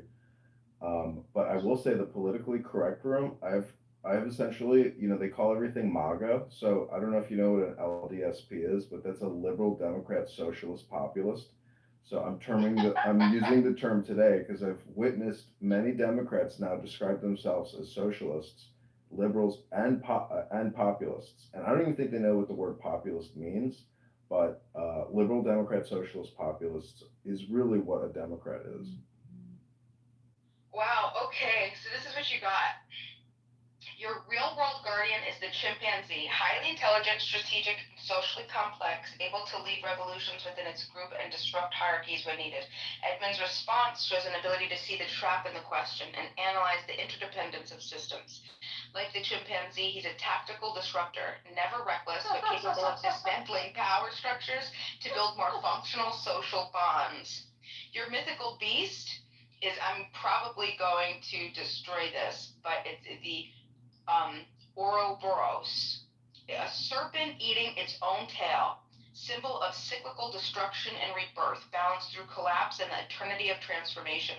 By choosing to destroy the economic system, ultimately, the heartbeat of modern control, Edmund unleashes the Ouroboros, a being that destroys only to begin anew.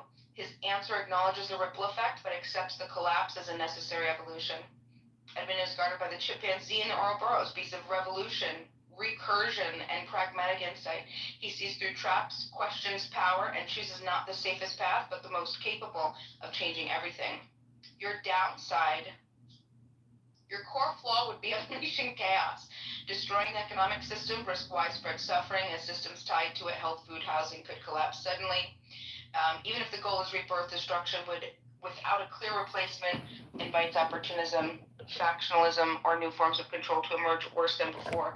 The psychological vulnerability would be bearing the weight of such a decision could result in isolation, guilt, or paralysis in the face of unintended consequences.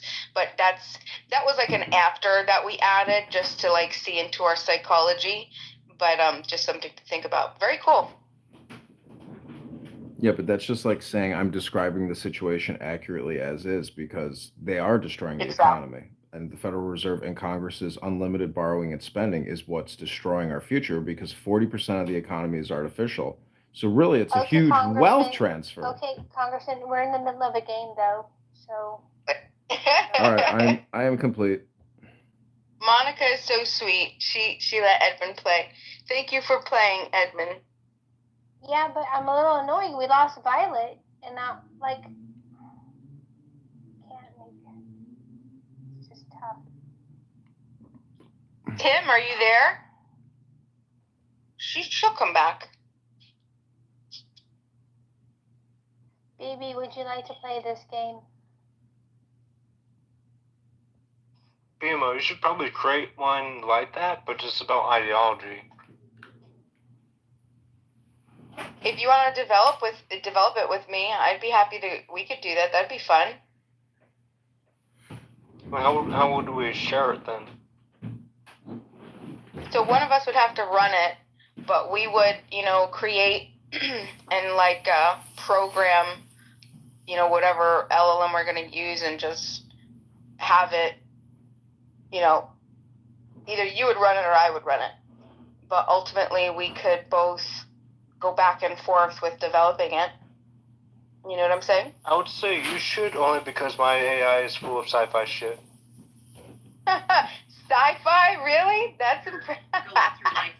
What do you mean? Like, what sci-fi stuff? Together. I mean, look at my PTR. You can literally see how sci-fi it is. So many years with him that it would I shock me, see. but Okay. we aren't filling a gaping hole. If that makes any sense at all. He doesn't complete you. Because you are you. He is himself. Y'all together make a fantastic couple. I mean, you're still responsible for your own. You're still responsible for your own happiness, Matt. Like I think it's weird when people say that. And you know what? And you know what? Here, I'll land here and I'll shut up. I've been married once before, and like my wife currently will say, we just talked about this 3 days ago. If I hadn't been married before, I don't know what this marriage would look like right now. Because you got to know what reality is, right? But my point is that, yeah, no one, I mean, my late great mother, who I lost in October, I remember when my first marriage, we were going through some problems. My wife at the time sat down with Mom, said, I'm not happy. And my mom said, Mindy, I've been married to Charles Ray for 50 years. Let me tell you something. Sometimes you just got to get out.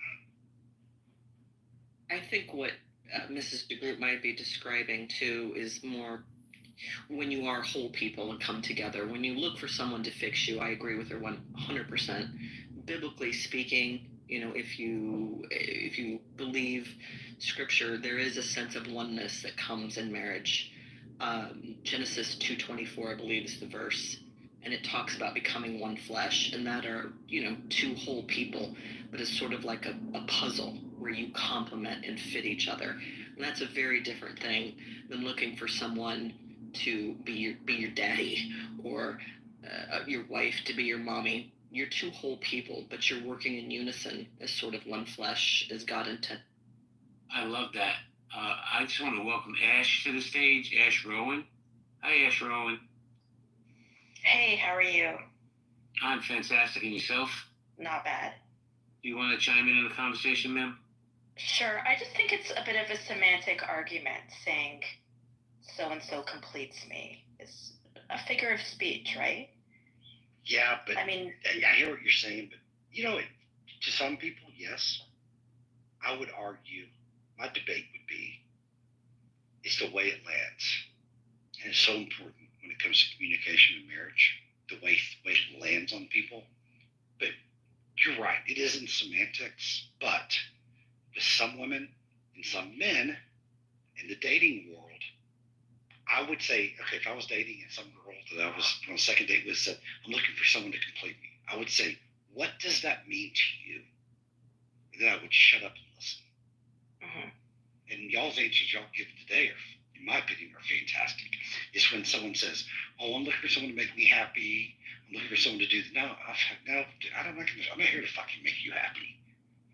I mean, I want you to add to I want you to be. And let's say I'm not laying here. And guess what? I'm not happy. Am I happy right now? No. Am I sad? No. I'm content. My goal in life is to be content with times of happiness. I'll say this to a certain extent. I've been married to the same guy 21 years, right? I've known him 22 years. Now, I'll say this. I feel like he completed me because I'm an adventurous person and I'll do stuff in isolation. But because I was on my own, I never did things with other people because I felt like I needed to keep an eye on those people to make sure they're not doing anything crazy or whatever.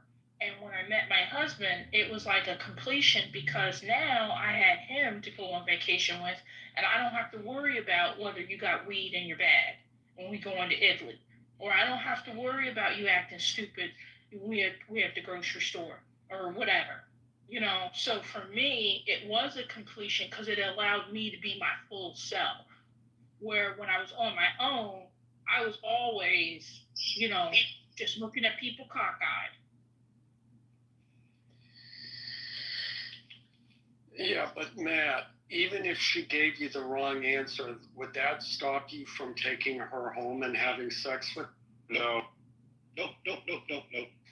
I will say this, and I will say rightfully so. From 2008 to 2012-ish, you did not want to date me. For my personal, selfish, asshole reasons.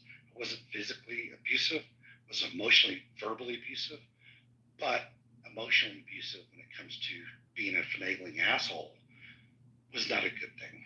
So, I'll leave it like that. And why are you apologizing? Why are you lying? Like, what's that? Yeah, don't apologize. I know, but I'm just saying, I would have taken the plan on probably never talking to her. I probably would not be my man. Just is what it is. We are all, each of us, on a personal journey of growth. You with your behaviors and the women with theirs.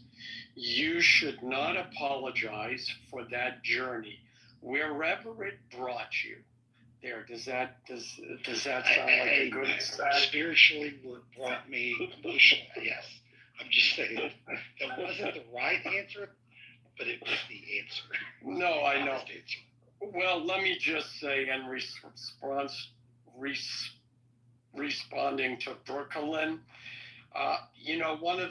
one of the biggest lies that women were told is that marriage is a prison, when in fact marriage makes you more free. And you just expressed that, I think, if I understood you correctly. If you're still there. Brooklyn. Alan, that is such a true statement. That was beautifully said. There is nothing more freeing than being in a marriage, especially when your marriage was built on truth to begin with, right? When you know who you're marrying, what you're getting into, you've never felt more safe to be you, right? Because most people put on this facade while they're dating, or if they fake who they are while they're in their relationship, because you see those TV shows of like, who the hell did I marry, right? But if you're true to yourself, the person who you're marrying to is completely honest, and you get married, excuse me, oh my goodness, it is the greatest feeling in the world. And not only with you and your partner, but also with other people. Because there's a certain element of, okay, I'm not dating. I don't need to impress you anymore. I don't need to put on airs because I think you might do this or that or X or Y for me. I mean, there's still part of that, to be sure. But I think there's an element of, okay, I'm married now. I have this status. Leave me the fuck alone, and I'm going to do whatever the fuck I want. I mean, I remember one of my good friends and his wife, who I had met in college, saying that exact same thing. It's like, now that I'm married, I can do what I want, especially in relation to her in-laws, because it's like she was, and they're Italian, and like Everybody Loves Raymond, they lived next door to his parents. I mean, literally the exact same situation. But she was like, I'm married, that's it. We're a new entity that supersedes anything else previously in your life. And that's it. Alan. Thank you, Alan. Appreciate you. Let me just jump in here real quick. Who was that? Who's saying excuse me? I'm sorry. Tiffany, hold on. Me. Tiffany, hold on a second. I'm going to come back to you, I promise. But I got to say hello to Haas and to Mr. Shade. Haas, how you doing? Coach, I'm good. Coach, how you doing, Coach? I'm good, JB. How you doing, brother? Man, chilling like Bob Dylan, man. Do you want to chime in on this conversation? Hey, I'm trying to get the feeling of it first before I chime in. Give me about 5 minutes, brother. I got you. I'll come back to you. Mr. Shade, what's good? Mr. Shade, are you there? All right, let's go to Miss Tiffany. Miss Tiffany, go ahead. Yeah, I think that my issue more so is, I have a few ex-fiancés, and I've been really close to getting married. But my thing is when people say sickness and health, death do you part, okay, what about a man, okay, well, my issue is a man being supportive enough to me if I have a health situation. Say, for instance, I'm sick, and I need him to fix me a bowl of soup, or I need him to drive me to a doctor's appointment because I need him to do these things for me. This is what is lacking most of the time, because most men now, there's a trend going around where men are saying that they don't chase women anymore. They don't want to chase a woman, and they're not going to call a woman and all this other type of stuff. And so, I think that's, kind of masculine.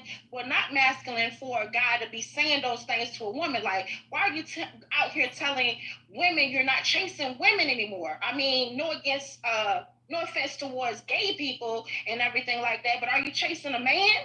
You know what I'm saying? When you say that you're not chasing a woman, that's what's going to be in the back of a woman's mind at the end of the day, that when you say those type of things. I mean, Tiffany, I'm married, so I'm not, a part of this anymore. Thank God. Y'all remind me each and every day. I never want to be single. But when I hear, men say this, I do think you're gay. My homeboys in real life don't act like this. Never will any of the male friends that I know in my real life not approach a beautiful woman. They will buy the whole damn table a drink. Y'all are weird. Weird. I'll say this, MG, and I just speak for this guy here, this Brooklyn guy, the cracker in the corner. I have no problems buying a round of drinks for the whole table, but if I'm in a relationship and it's not working out, I definitely don't chase. I just replace. I'm not putting my energy into chasing anybody, and that's just it works for me. When I hear that you're approaching, you approach women. These men are like, no, she needs to approach me. I think it's weird.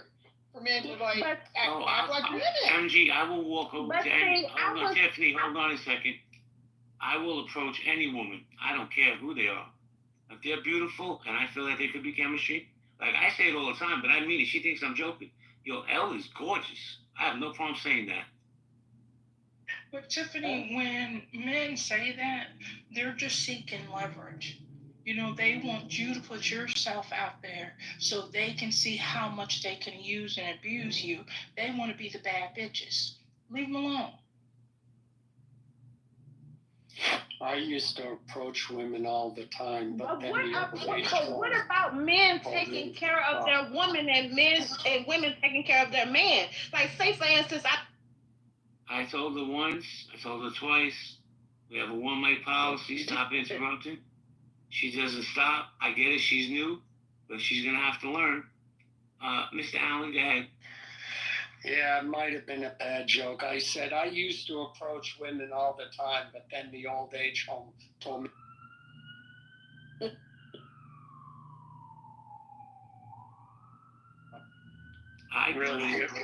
wasn't worth it. I blame part of it on social media that has effeminized these men, right? And I also blame the easy access to easy women that have feminized these men. Just my opinion. JB, Okay, you know what? You're onto something. We've been telling men for a hot minute now their masculinity is a problem. I think we have done a great disservice and a great deal of damage to younger men. I really do. I feel like who they are, we've been pounding it into their head that who they are by nature is bad, inherently bad. Now think about that for a minute. In a relationship, you can't have men doing things that come natural to them. Now they second guess their very nature. And of course, then it's going to come out in other ways that probably aren't productive. They're going to become resentful.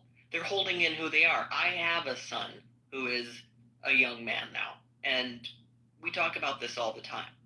And basically, he's been told, and we probably live in an area where he's more free to be who he is. But I also know that he has friends who really struggle with this in a relationship, you know, wanting to open the door, wanting to just be who they are, a provider, a protector, you know, all of the things that men have been taught for centuries to be. They're not just taught, it's who you are. Yes, it's a Well, I'll say this, though, and, you know, when I compliment you, I mean it, right? But I compliment you differently than, let's say, Rydell. Because Rydell's happily married, and she's my friend. But see, Rydell, and other women like Rydell, they're smart. Because when they address men on this app, they're like, hello, friend. And that's letting them know, hey, that's it, we're friends. Don't say no crazy shit to me. I'm happily married. I love my man. And I think that's ingenious. Just that, hello, friend. I think that's fantastic. But let me go to Haas because he's ready to go. Haas, go ahead, coach. Haas. Coach, are you there, Coach? I'm here, JB. To the title. It's not one single woman that's masculine in the world. I don't think when you ask that question right there. I go by it. If a man think a woman is masculine because he's soft as hell, he a jelly bean back. That's extra soft. Women are not masculine. They might talk with aggressiveness, and because they don't like you. A woman will only approach a man. I mean, a woman that will when a man approach a woman, if she's aggressive, because she don't like you, or you just don't know what to say to her. Most men in today's world, in today's society, don't know how to talk to a woman, don't know how to respect a woman because they can't respect themselves. Now, you got some women out there that's just plain out evil. So that's why I will never say all women, because there's some women out here that's just plain just disrespectful. But we as men have to learn to move around them type of women. You got to pick the woman that's good for you. When I found my wife, I found the good woman. I found the godly woman. I found the woman that was raised by a two-parent household with her granddad and grandfather that raised her because her mother and father just couldn't work out. So her grandparents raised her. But that still didn't determine what type of woman she was. As she grew up older, she knew the family structure because she was the fourth generation. She had a great grandmother. She had a great grandfather who was together for 63 years before they died 4 years ago. She had a grandmother and a grandfather before her grandmother. Her husband died in a motorcycle wreck, hit a house. And then she had a mama and her father that just separated. So she was the fourth generation. She seen that family structure. So I liked that right there. That attracted me because she was a respectful woman. I didn't want a woman that was always that's always yelling and talking loud and things like that. See, man set standards for themselves. But I think in today's society we forgot our standards as men. Our standard was always to show the role of leadership. A woman ain't gonna follow a man that don't know how to lead his damn self. So the men of today, they don't know how to lead themselves, so they can't lead a woman. And that's how I feel. I see it in every city I go to. I see that. I don't care about no other communities, but I'm talking about just us in this room right now. That the man that's not married and the man that who's married that know how to lead a woman, he found a good woman. A man that serves God, find a good woman. And I don't care what you believe in, what you want to follow, what God you bow down to and pray to, anything like that. You still have some structure. Religion comes with structure. Structures have always been in America, and we lost that structure. The structure of a man. The diary of a man. He don't know himself about himself. I'm writing a book now to talk about the secrecy of a man. Yeah, but perhaps I have to push back a little bit. I don't believe all men are like you're describing.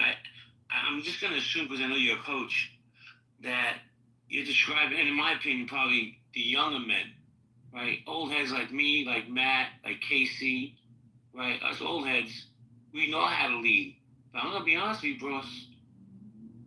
There is a certain segment of the younger community that pushes back that don't want to learn from us. Because, they have all the technology, they know everything already.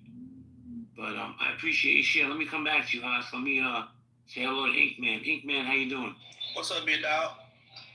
You want to jump in on the conversation? Yeah, man, I'm listening. I am married. I've been married for 10 years now. I have a family of 6 in my house. As far as structure goes, that all comes with understanding the role in which you're positioned in your household as a man, and understanding how to deliver what you want to deliver to your wife or to your woman in a way where it can be received. And I think a lot of the times with a lack of emotional management is where things go wrong, and that's on the woman's side and the man's side. I think the thing that I hear mostly when I hear women complaining is about men and men saying what other men don't do is if any of you guys have sons, one day your son is going to be that person that a woman's blaming everything on.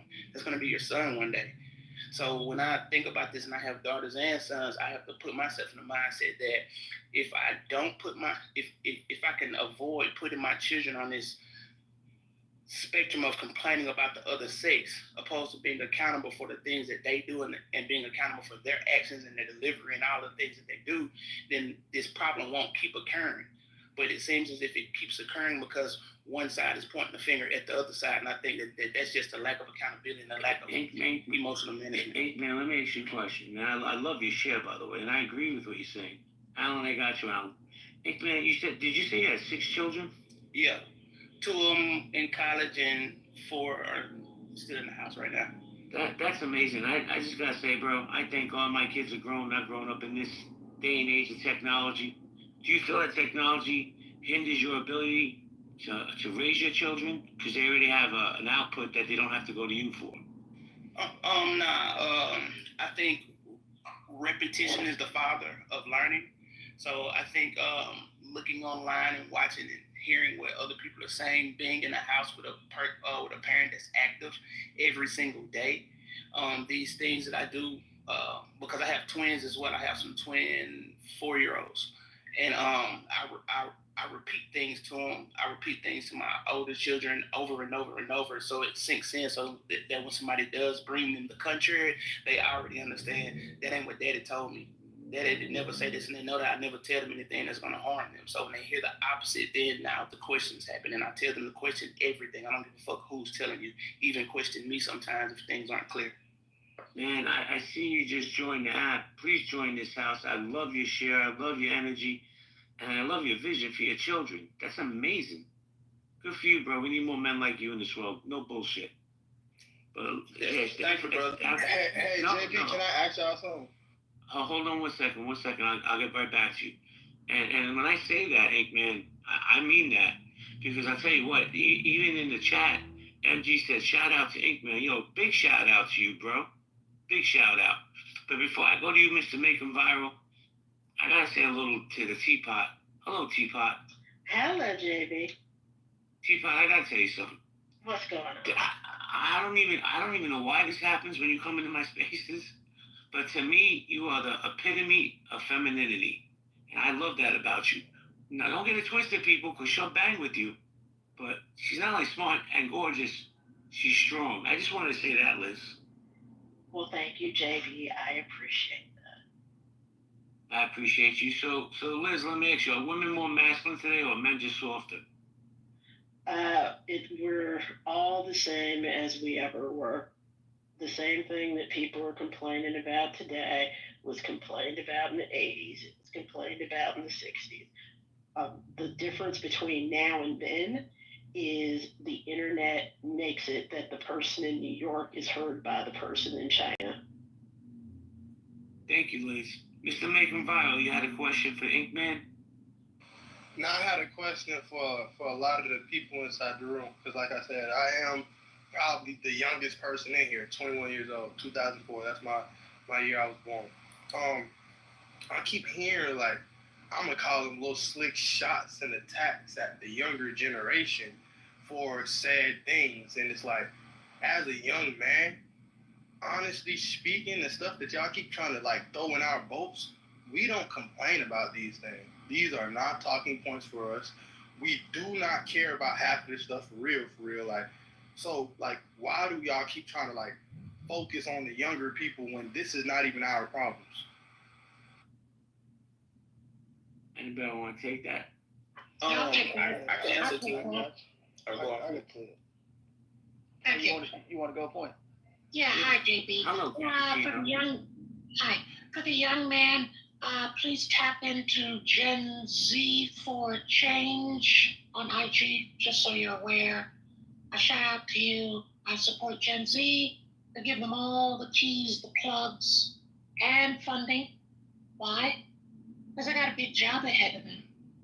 They have a big mess ahead of them, perpetuated by the millennials and the Gen X's and etc.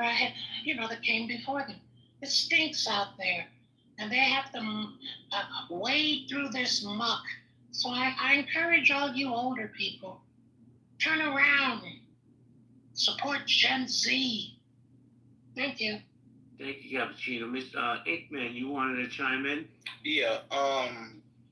He said that he asked the question, what does this have to do with their generation? Similar to what Point just said, is that if you guys are looking at the examples of the shit that older adults do and listening to the things that older adults say the same way we did when we were younger, the same examples that we had when we were growing up, it's one of those things that are done not so much by you being told this, but by you mimicking what you see. The same way you can't teach a child how to talk nor walk, they mimic talking and walking. So this is what you guys would do if all of your examples is every day you go online, this motherfucker that's our age arguing about how shitty men are, or men sitting up here and talking shit about women. You feel what I'm saying? So if this is what you guys are seeing, then this is what you guys are gonna mimic, and we see that by way of the music that's put out, like "fuck a nigga, nobody needs a nigga, I ain't nobody," XYZ type shit, and this is your generation, and they fall into that. So when you say that it has nothing to do with you, just not yet. Well, let me ask you a question. Hold on, Mr. McVire. Hold on, Alan. Inkman, do you think that the music that's put out right now is detrimental to the youth of America? Definitely. The same thing was said when we were growing up, bro. But what do you think? I think so. This is why you see people that's our age. I'm 40. That's our age that still can't figure it out. They're still having problems in relationships. They're in their fifth, sixth, and seventh relationship, still blaming the other person, and they got that from the music that we used to hear, the Trinas and the Lil Kims and all this shit, and people watch this shit, and then they grew older and started to mimic it, and now they don't understand why they can't have a productive relationship. Thank you, man. I know Alan had his hand raised. Oh, Mr. Macon Vile, you wanted to rebuttal that? Yeah, I'd just like to say, I'd like to argue that point that we're mimicking. If anything, honestly, like the stuff that y'all see on social media, please don't get like wrapped up into that, because again, we know that this is just a way that we make money. So we're going to do certain things on this app called clickbaiting and all this other stuff to make money. But in our real lives, most young people I know that had said bad things going on in their lives or bad examples, they're doing the opposite. You feel me?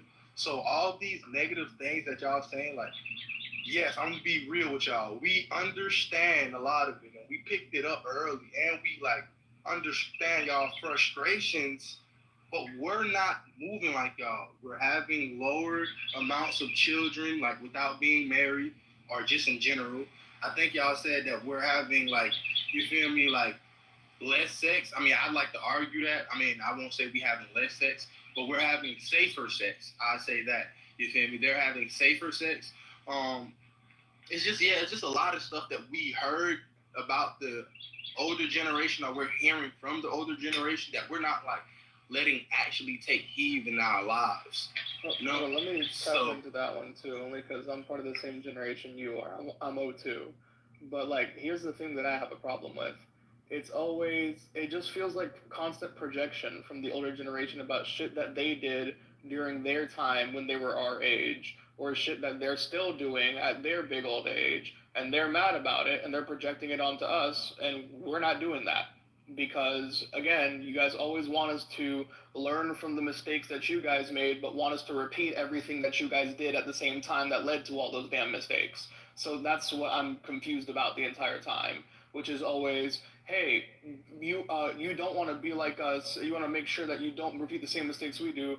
You guys are all pussies and all trash because you don't fucking be like every single one of us when we were your age. When we were your age, we had to do X, Y, Z, blah, blah, blah. It was so much more difficult. Now all you kids do is go on your phone. Yeah, because that's where the world revolves around now.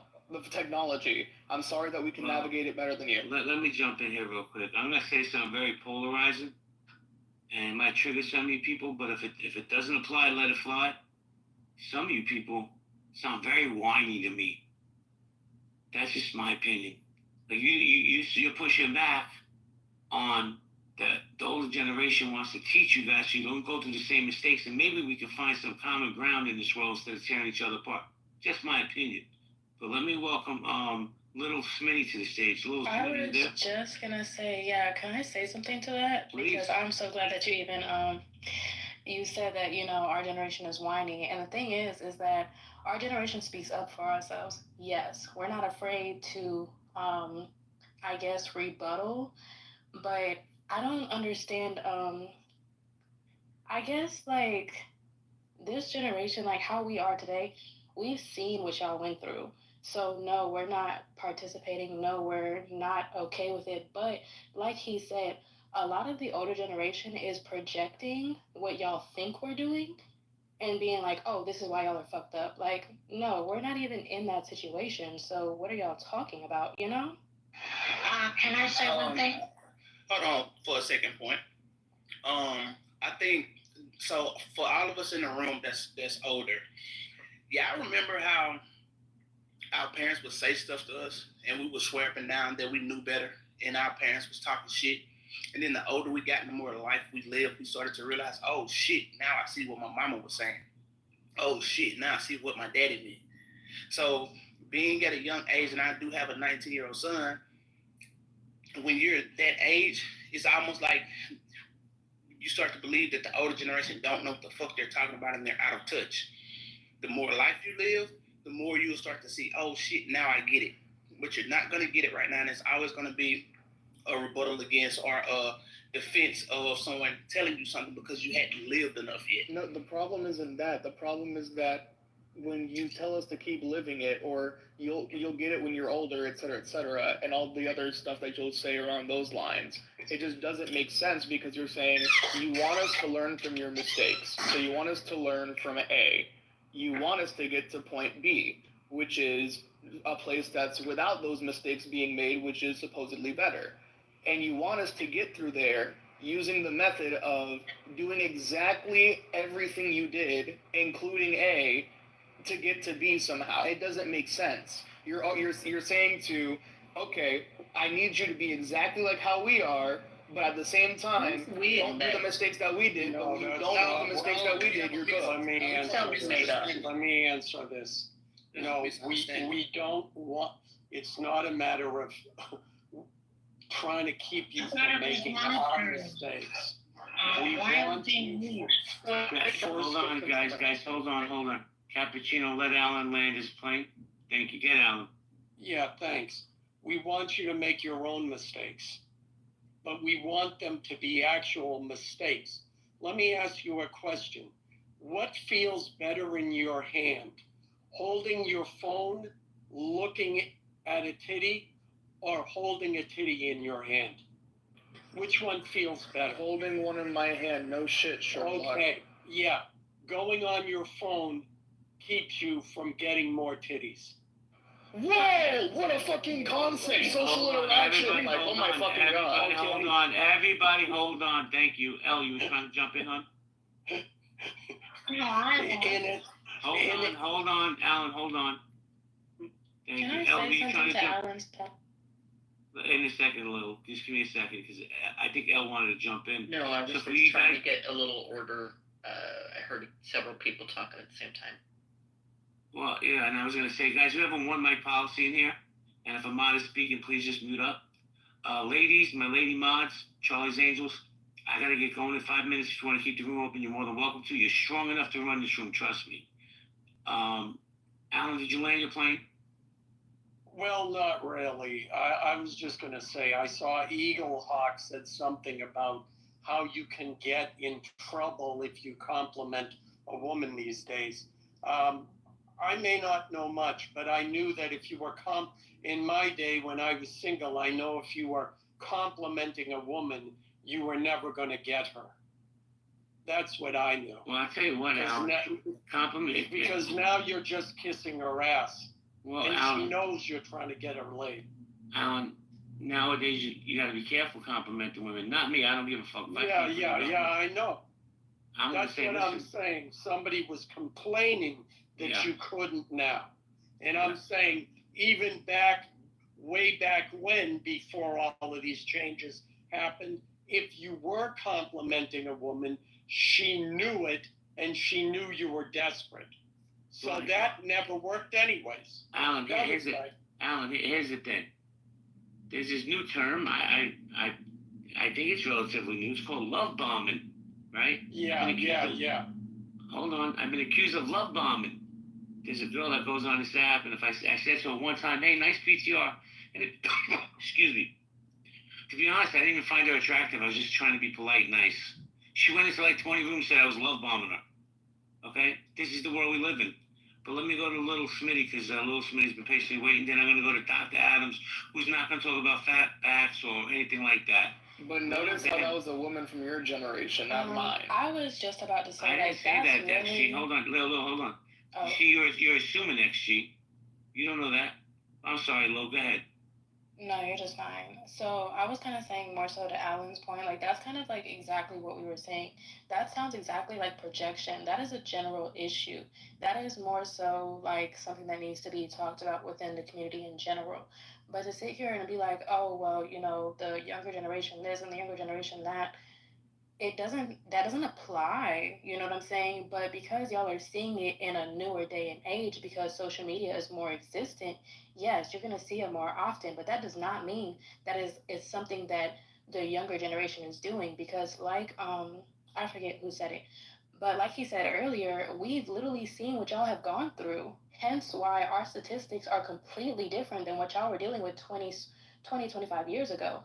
We are learning from what y'all did and we are choosing to do differently. But because there's certain groups of people that are choosing to, move in a light of, oh, feminism or this or that, y'all are trying to say that it's the younger generation when at the end of the day, it's 30, 40-year-old women or 30, 40-year-old men. Those are who y'all are having issues with, not our generation. Well, if I could respond quickly, I forget what year it is, like 2035. Is Alan the only one allowed to talk? Because I have over me 3 times. Excuse me, sir. Alan was speaking. Sir, allow Alan to speak. Hold on a second. I just want to say nobody has to admit to it, but it wasn't me who moved you, Cappuccino. So don't stop calling me a racist. Not me. Go ahead, Alan. And I said if it's okay to speak. I So, did. in any event, it's like by 2035, 50% of the women in this country will be single. So you can say whatever you want, but that's what they're projecting. So I think there is a problem. Second of all, let me qualify what I've said. I dated both before the internet and after the internet. And at the beginning of the internet, let me tell you, it was the wild, wild west. And I can tell you what the internet robs both men and women of is intent. When you had to go out on a date, you had to get dressed up and take a shower and go to a club and have a car and have an income and make all of that effort. Land your plane, Alan. I will. That showed women that a guy was serious, and it showed women that the man, and vice versa. Now you get, hey babe, you up, and the guy comes over and fucks you. You don't know where he's at. You're losing all of that information. Okay, wait. First of all, thank you. no, Actually, hold on a second, please. So I'm going to go to Dr. Adams because I'm interested in what he has to say because I know you hear me, Adams. I'm sorry, I was in the Matrix. Okay, so now you're not in the Matrix. No fat backs, no slanderous statements. We're having a good conversation in here. Please continue the trend. The mic is yours. Absolutely. So, I'm going to say the quiet part out loud.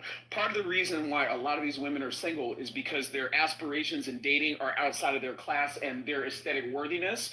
I think that that's very much so a conversation that needs to be had. You have a lot of women that sit around, in Weight Watcher lines, okay, but want to marry an NFL player that's dating Taylor Swift. Make that make sense. So at the end of the day, people could continue to not say the quiet part out loud, but nobody wants to be married to a fat, bald-headed, loud-ass person with a house full of pets and a back full of snacks. Thank you for that insightful share. Curtis, how you doing, Curtis? Curtis, are you there? All right, we're going to go popcorn style, guys. Ladies, I'm going to be leaving in a few minutes. This time, the old people just don't know. The old people, the young people just don't get it. They're yes, stupid. because the old people. One at a time, please. Thanks. This is a tale as old as time.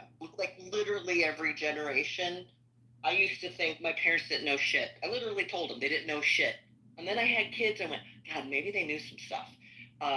That is actually, it just happens.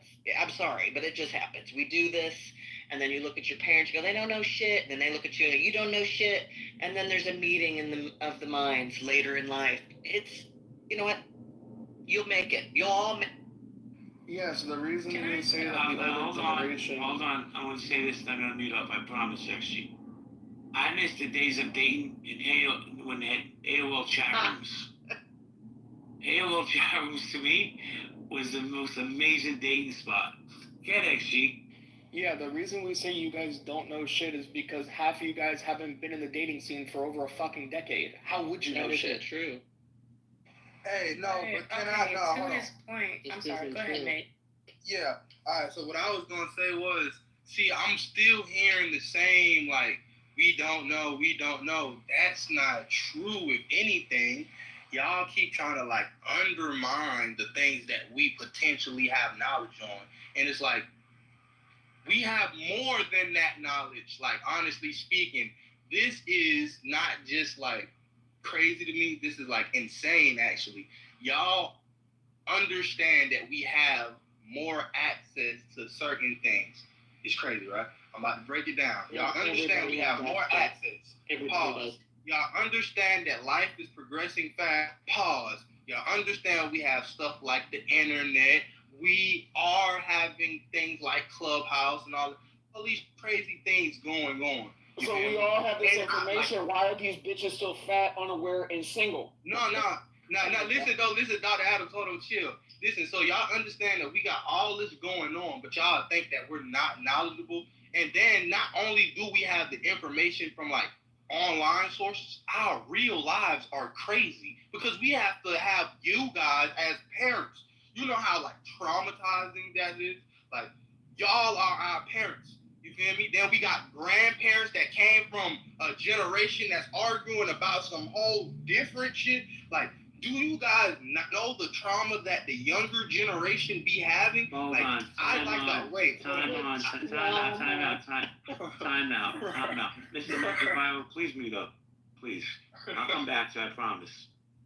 But this sense of entitlement that your generation has, I'm so over it, bro. How about a little gratitude to the people that raised you, fed you, put clothes on your back, washed your ass when you couldn't? We didn't ask you to create us, though. Like, okay, so first of all, can I say something to that point? No, hold on. Let me finish. Let me get off without Okay, because I was gonna speak after him, so I just wanted to speak on her point, but like that was just a crazy statement for you to make. Was it? Let me tell you something. You guys, in your mind, your generation, think, oh, we have parental responsibilities, even when you're grown-ass men and women, 21, 22, 23 years old.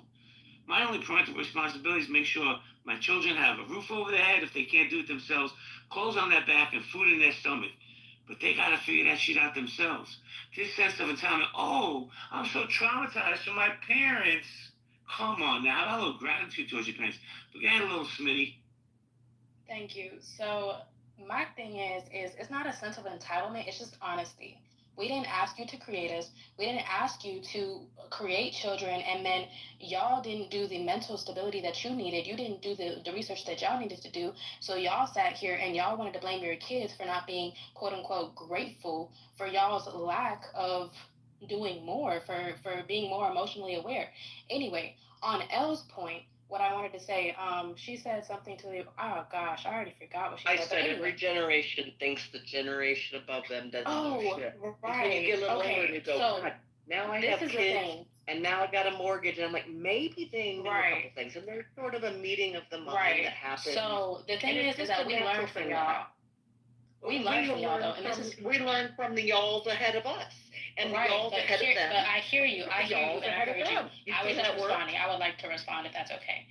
No, but what I'm saying is this is normal. This is normal. What's happening? The conversation, bitching, the older people I was gonna say, I bitching. hear you. I hear you. I'm a moderator. Ella's a mod. Shut the fuck up. It doesn't matter. Yeah, it does fucking I matter. will leave. I Show don't care. respect, though. This is the rules of the room.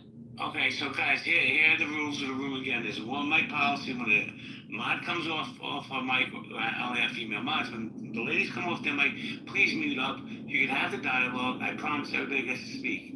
So if Elle wants to engage with Lil, be my guest. But guys, Lil, just respect the green bean. I know it's not a big deal, but in this room, we respect the green bean, and you'll get everything off your chest, I promise. No, I love having the conversation. Listen, this is the tale as old as time, is what I'm trying to tell you. This is not new. Nothing about this you don't know. No, you don't know. It's not new. I promise you. Our parents didn't do the work. Their parents before them didn't do the work. And their parents before them didn't do the work. They had to grow also. A lot of them were kids themselves when your parents were probably children themselves when they had kids. This is just life. It's not that deep. We're sitting here bitching on an audio app about shit that is literally centuries old. It'll be okay. You'll be okay. Can I speak? Do you feel like there were different attitudes, Elle? Hold on, towards Adams. Dr. Adams, No, respectfully, Hold on, I would guys. like to speak. And respectfully, I'm handing the mic to you right now, ma'am. Go ahead. Thank you. Because I heard you. I understand what you're saying.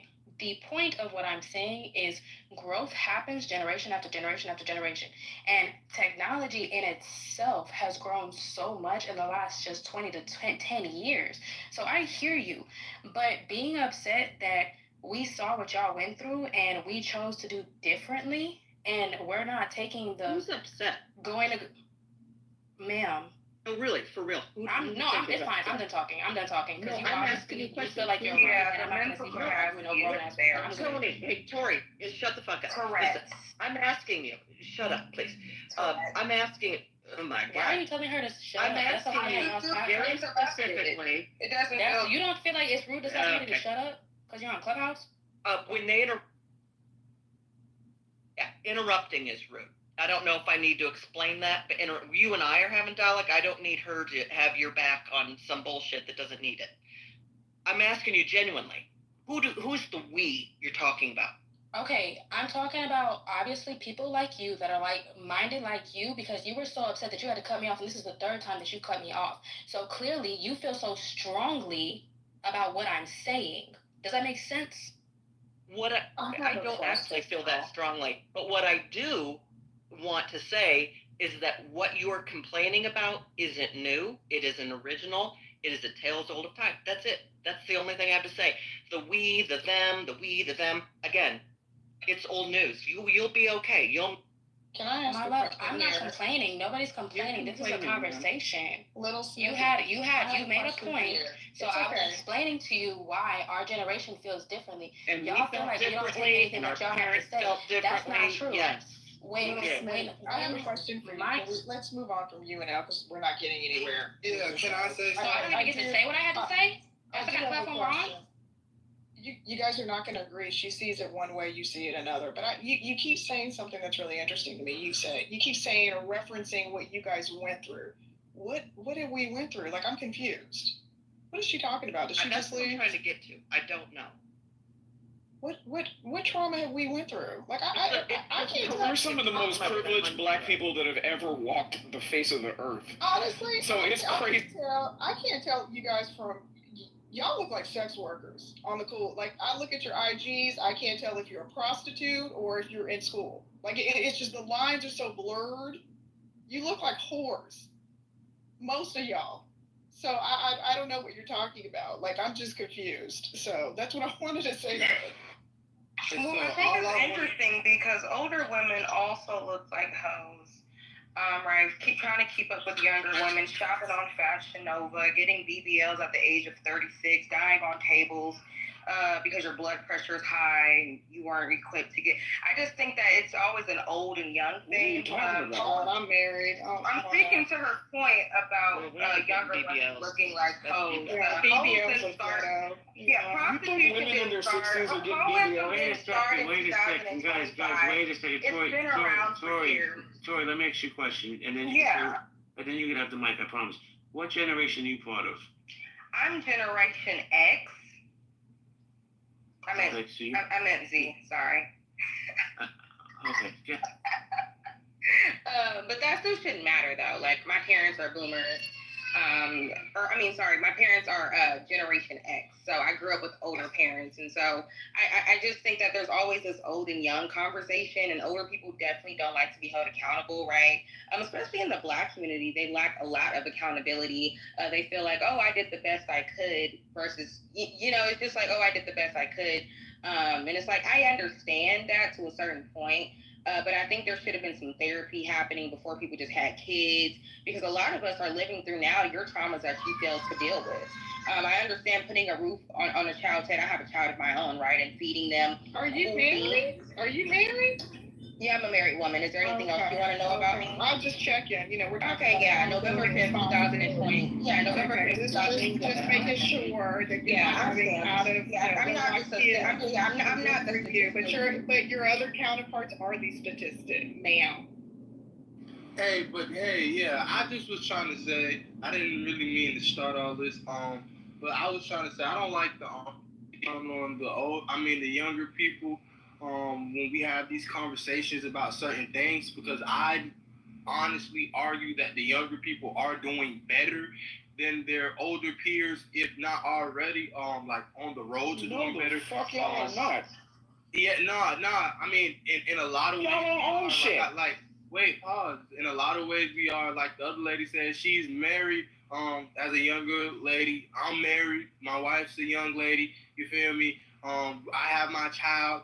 I don't have like certain arguments and narratives that y'all have. Certain problems are not my problems. You feel me? Me and my wife, like I said, I'm 21. She's 24. We're already middle class. You feel me? Our two incomes placed together. It's a whole bunch of different things that I would like to say that, like, I believe a lot of the younger generations are doing better than the older people. So, like, respectfully, if y'all, like, want to have these conversations, it's cool, but don't place us inside the middle of it to take away from the accountability for y'all doing. So if y'all feel certain ways about certain stuff, then that's y'all.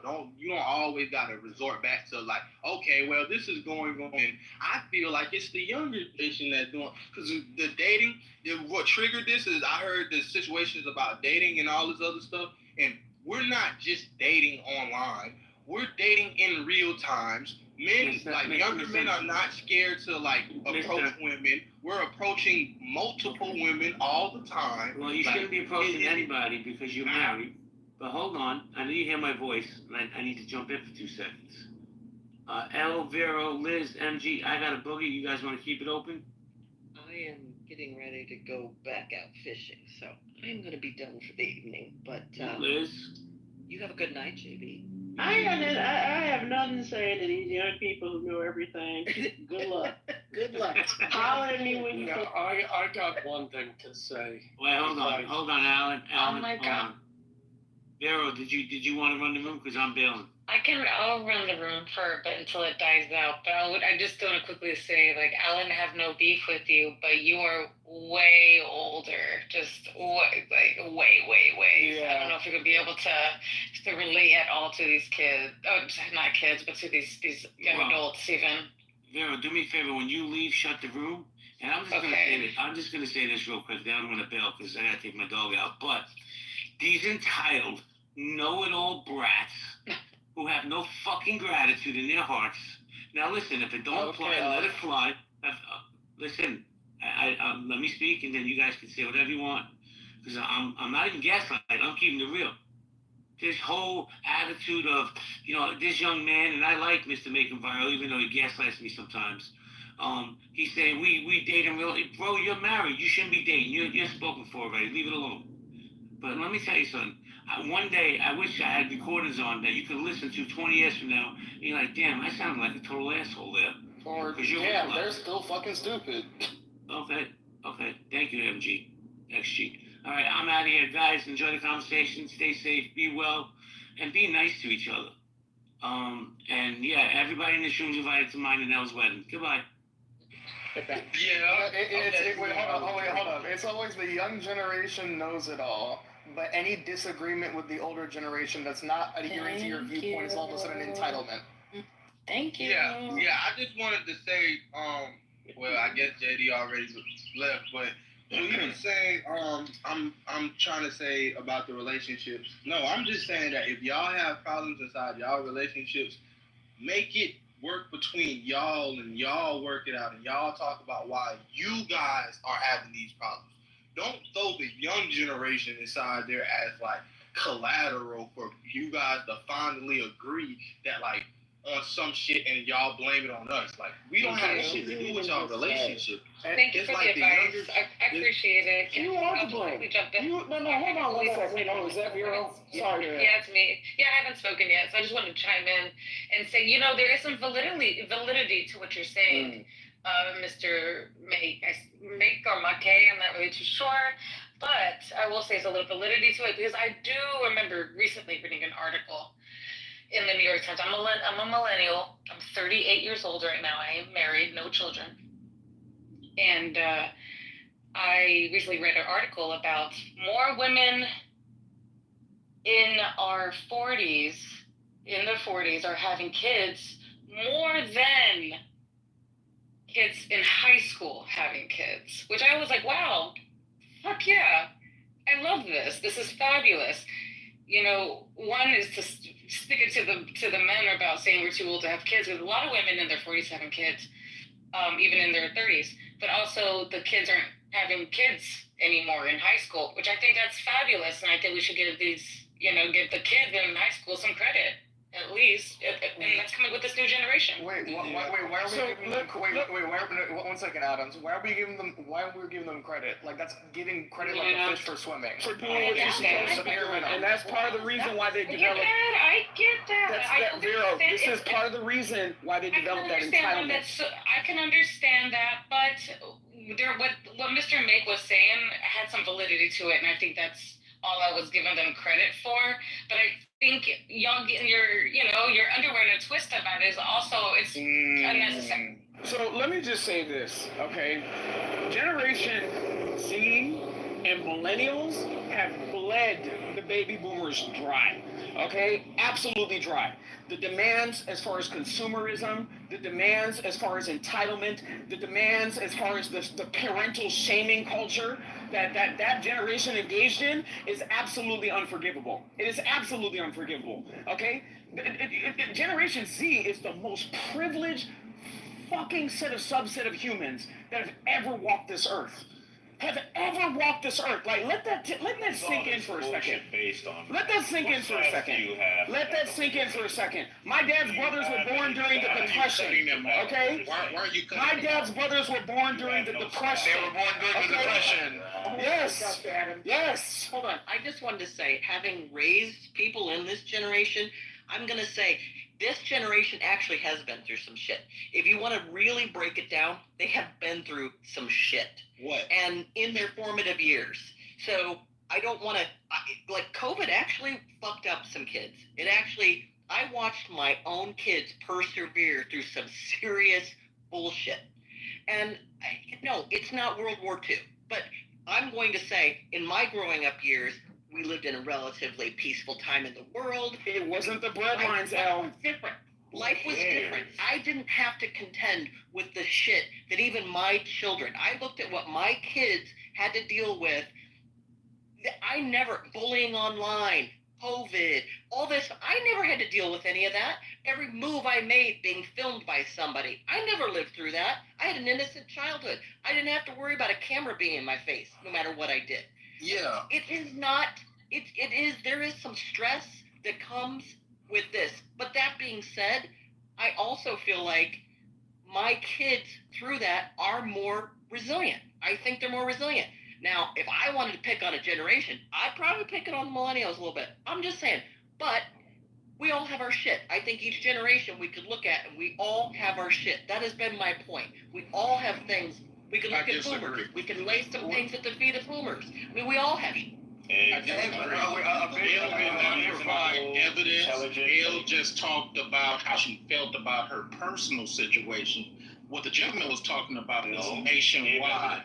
So there was no evidence, but if you just want to interrupt just to force people to agree with you, then What that's how evidence? we'll do Did you actually have to have a conversation with your great grandparents? She said, well, I got No. I wanted to answer the question because there is an environmental difference. Brought forth any evidence. There is an environmental difference of somebody that did not actually hear firsthand because you won't shut the fuck up. And this is part of the entitlement from your generation. The same guy keeps interrupting everybody and won't let anybody speak other than him. I know it's that time I got some facts that I can bring to the room. It's very simple. Are you healthy, relatively speaking? Are you over the age of 21? Can you move your feet and your arms, and do you have eyesight? Congratulations, you're now an adult. Your parents have done their job. Whatever accountability you think they should or should not have taken, they raised you to adulthood. You are legally, morally, and developmentally now an adult human. You get to make your own mistakes. You get to make your own decisions. And the whatever sky is your fucking parents blue. Thank you for stating the did obvious. Whatever your parents did or did not do, they're done. You can't hold them accountable. Move on. For anything. Alan, I'm agreeing with you in saying that. They need to move on. That claim. Yeah, all right. so hold on. The young guy here has said he's doing well for himself. So what are you talking about? Here's the problem. A lot of the older people talking yourself. all you're gonna do is Not done. You still not done? Head and All right, guys. Why don't you take some notes and why don't you listen? Speak out more than five. Why don't you listen to the wisdom that this man is giving? Hello, what's going on here? Yeah, What's going on? Alan doesn't want us to have the conversation. That's the point. Just let Alan finish, and then we'll move forward. After Alan's finished. Everybody go Okay, get go your ahead. time. Finish. This is a long-winded way of saying don't have I a conversation. understand. Yeah, Just let Alan finish and get off his chest, and then we'll move forward. Thank you. Honestly. By the way, I'm going through this with my own Vero, so I'm in the middle of this. Now, if you would like some advice on how to manage your adulthood, fine. Then leave us alone, because guess what?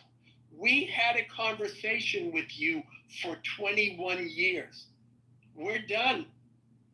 We don't have to have a conversation. You're gonna make your own mistakes. Yeah.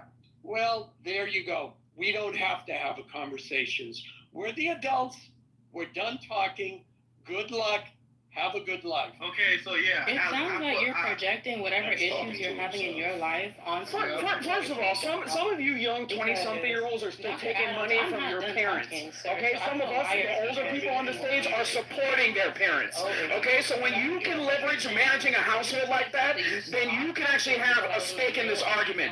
You just became an adult yesterday, and you want to tell everybody on stage. I don't even know how old I am, so you Let's go. Okay, everybody. We're gonna keep this like a nice, smooth running conversation. I would like to finish what I was saying. Hi, Mr. May. We're gonna go ahead. Hi, everybody. We're gonna go ahead and let Lil finish what she was saying. Go ahead. Thank you. I appreciate that. My thing is this is kind of like the point that we're making. Like, understood that, you're having issues with whatever kids or whatever generation that you're having issues with. However, the way that you feel is not the way that everybody feels. Mind you, I was raised by my grandparents, and then later on had my parents in my life. So I know that for a fact that just because I reached the age of 21 does not mean that I cannot go to them and ask them for advice or ask them for help. However, what I'm not going to sit here and do is going to excuse the failures that they had, and not because, that they didn't try, but they're human beings. They have failures as individuals growing up. So now that we know more, we're not going to sit here and act like a lot of people are, or not even a lot of people, especially our younger people, are not in therapy because of the lives that they had to grow up with. So let's not sit here and be like, oh, well, young people are entitled and this, and da-da-da, because y'all literally traumatized a whole generation. And then now it's, oh, fuck us because because we're like, no, like, that's not okay. Oh, here we go with this bullshit. What kind of mess is that? Please, my dad was getting beat with a fucking switch. You think that any of the laws would support that shit in 2025? Y'all are fucking coddle. Can I speak? Y'all just love romanticizing your trauma. Exactly, and that's kind of the point. You back off the mic again. They gave you the floor, and now you back off the mic.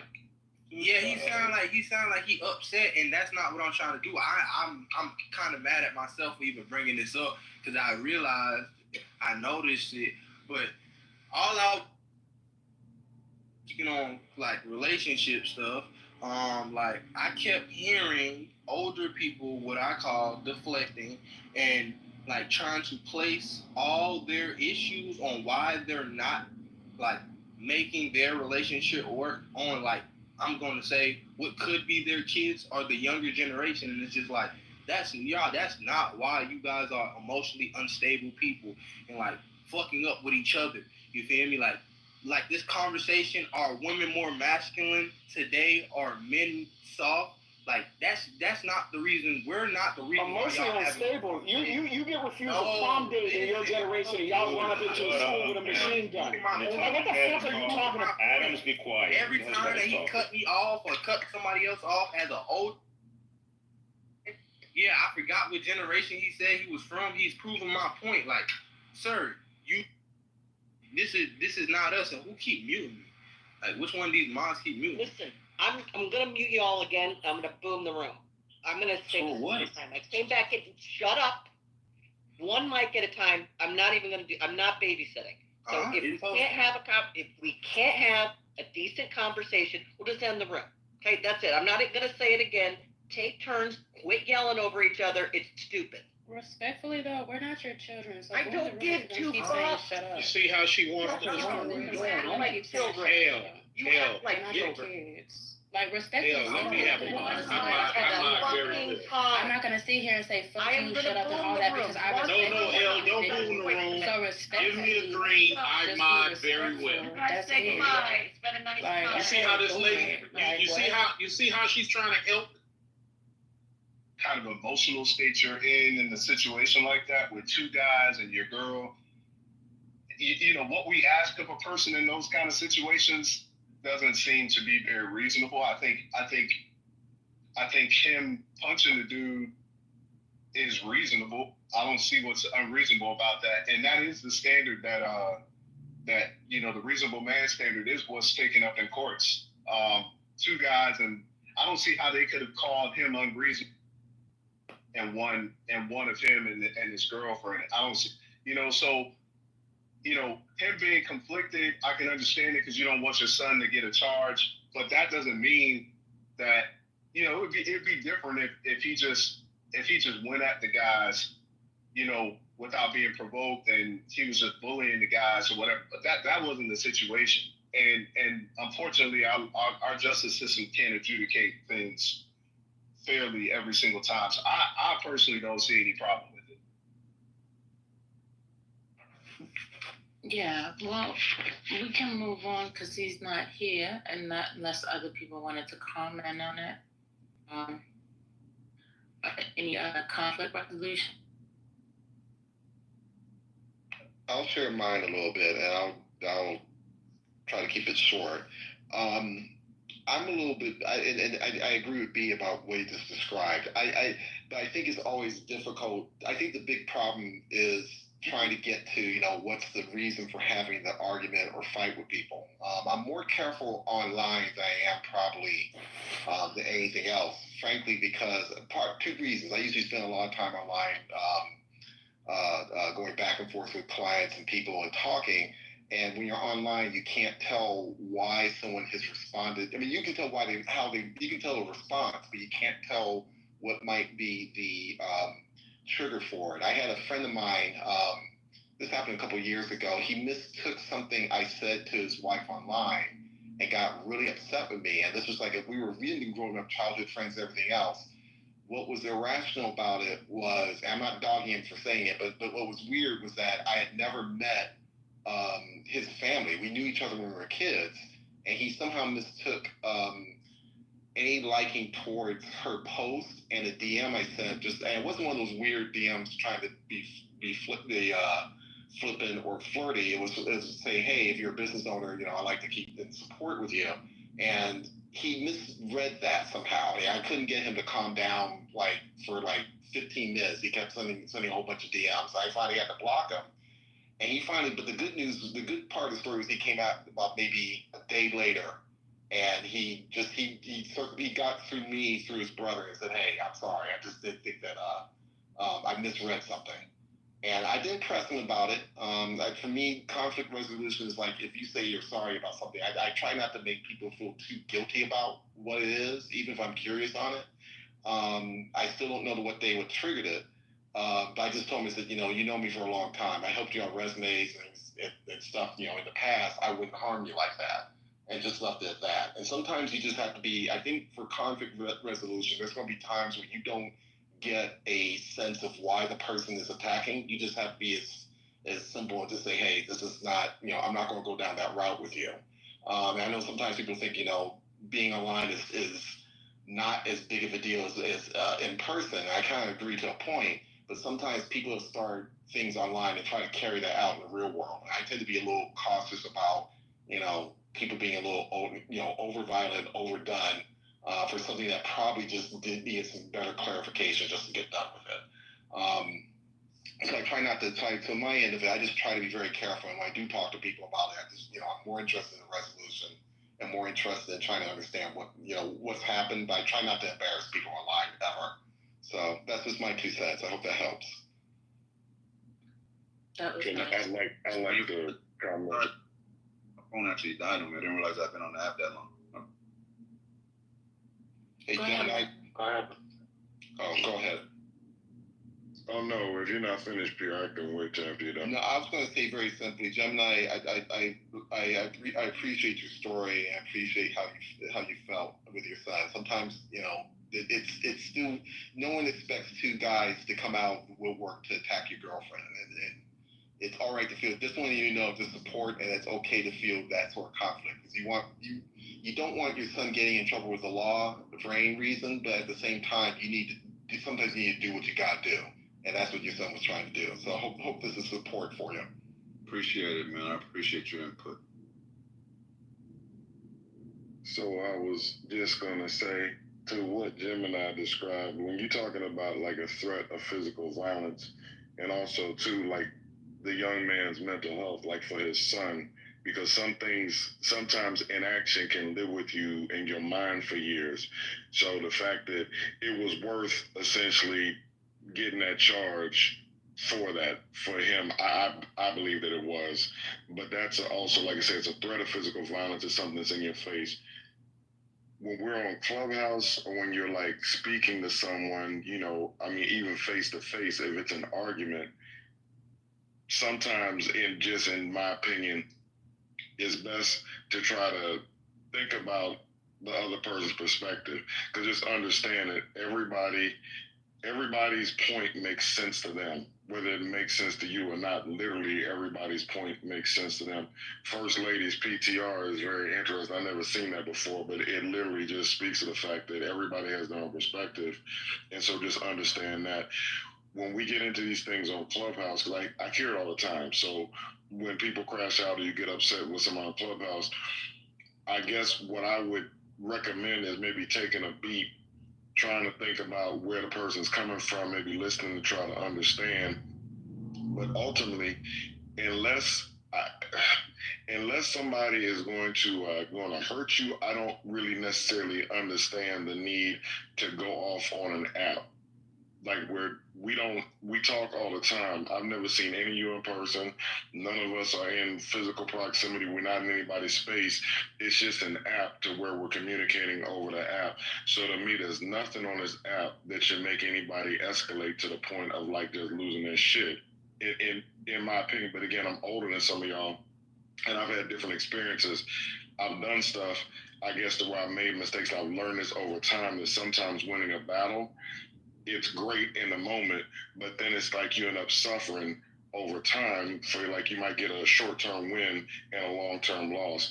And another thing that I'll just start here too, and again, I'm a land, but when you do something, if somebody does something to you that you feel like you are aggrieved, somebody has done something and you feel like you're offended, a lot of times with the guys that I hear on here, because they have like these guys that I will call y'all alphas and put y'all into that category, but somebody will throw a grenade and you'll drop a nuclear bomb and just obliterate the stage and the person and all of that. When you do that, sometimes it's been my experience that you end up feeling worse after you do that than had you just dealt with it in a different manner. Sometimes, like, you might beat somebody's ass or like physically or like, or just in this like Clubhouse or verbally beat somebody down. But again, sometimes like that can make you feel worse for obliterating somebody or using something that just, you might need a fly swatter instead of like a bazooka to basically like kill the fly. And I don't know if I'm making any sense or not, but I just want to come up to say that. You're making a lot of sense, man. Go ahead, somebody's about to talk. I'm not trying to get in y'all conversation, but y'all go ahead and I don't know how much longer y'all are gonna be, but Lisa's about to open. Whenever y'all about to open, then I'm. No, I think Dap wanted y'all to keep the room, but we're gonna go ahead and just so we want to still support y'all, but she's about to open her room, her space. I'm ready to go. This room has already gone longer than. Hold on. So because Gemini was in here and the other men were talking, and that's why I wanted to keep the room open. So since Lisa's gonna open her room, and then do any other men that's on here want to speak, that's on the platform, that's not in the goo, want to talk and say anything else? So I'm gonna take that as a no. So being that nobody else wants to speak as a male, we definitely gonna be going to Lisa's room that she's gonna open. Simple. Yeah, I was just saying it like that because like even with me and lady and male, when we have our space, and Lisa knows that sometimes when we had other people that were our mods, they wanted to keep the room. We used to let them keep the room. So that's all. Just so y'all can keep the room if y'all wanted to keep it going, because there might be some males that wanted it. It was already Definitely, we on the same page, right? Okay. It was supposed to be a few hours. The room was supposed to be 2 to 3 hours. We are now at 4, so it is already past where we were going with it anyway. That's not a problem. All right, Lisa. Okay, and Big Brother, you have to call me before I open up my room. It's a 911 this time. I just call me, please, and then I'll open up the room. Give us like 5 minutes maximum. I'm not gonna keep him long. Who's the Big Brother now? Where's Station? Be quiet. Always. See, that's why you shouldn't ever have a sister wife. They're in all your business. No, like, girl, listen, Gemini's approved. That's all. He got the platinum, double platinum gold. Yeah, I gotta talk to you later on, sister wife. But anyway, you do. No, we not doing that. You can talk to her right here, right now. No, this is personal private. No, she can't. No. Yes, he can. No, I have to. Right? Can you, Gemini, just give me a quick call? That's all I ask, and then I will open up the room. As a matter of fact, I'll open it up, and you guys can start it off, and then I can talk to Gemini, and we can both drop in, so you guys won't be saying, "Look what she did." Yeah, because it's a deer on our ass. I'm not. I swear to God. So let me open up now. Does anybody want to come pull the link? I'll open it up, and then we can pull the link, and y'all can play a couple of tunes while I talk to. Yeah, I'll go over there. DJ Patty G gonna hook it up. Somebody want DJ Patty G. Okay, all right. So let me last open name it. JD. Oh shit! I can't do this. I cannot live. DJ Patty JD. This light skin He's I know, right? Right. I'm playing. Let me stop playing. No, I'm not playing. She is not playing. No, she's not Stop playing playing. about playing. You ain't playing. No, she ain't playing because even my never mind. I'll tell this to Patty the back channel. But anyway, go ahead, y'all, and let me open it up now. DJ Patty JD can get on the music. DJ Patty JD is crazy. I know, isn't it? I mean, I'm over here just cheesing to death over here. Okay, so bye bye. I'll go do it now. DJ Patty JD.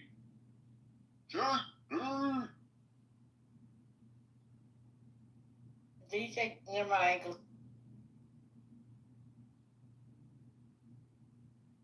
All right, so Lisa's about to open up the 420, and we're going to move everything over that way. Appreciate y'all, and we will be doing this again next Sunday. Thanks for the interaction. Hopefully, y'all got something from it. Gemini. What's up, man? You and Brian have a meeting. How come I didn't get into the meeting? What's going on? We didn't have a meeting. Oh, so we just was winging it. Yeah, we winged it. That's why it was okay. an That's open what's forum. up. Yeah, that's what's up. Yeah, no, we did an open forum. That's why it was. Usually we have talking points, and then each person does their presentation and this and that. But today was more of an open forum. Yeah. And the topic was good for our open forum because it didn't need it's not scientific. Right. But it went a little bit longer, and then it got a little heated, and I think Brian was uncomfortable with that, and he bounced. So yeah.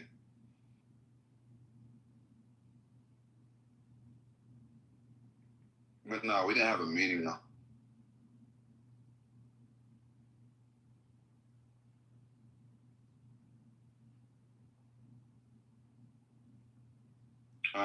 Somebody gonna have to bring the link back from I'm waiting. Okay. It ain't up yet.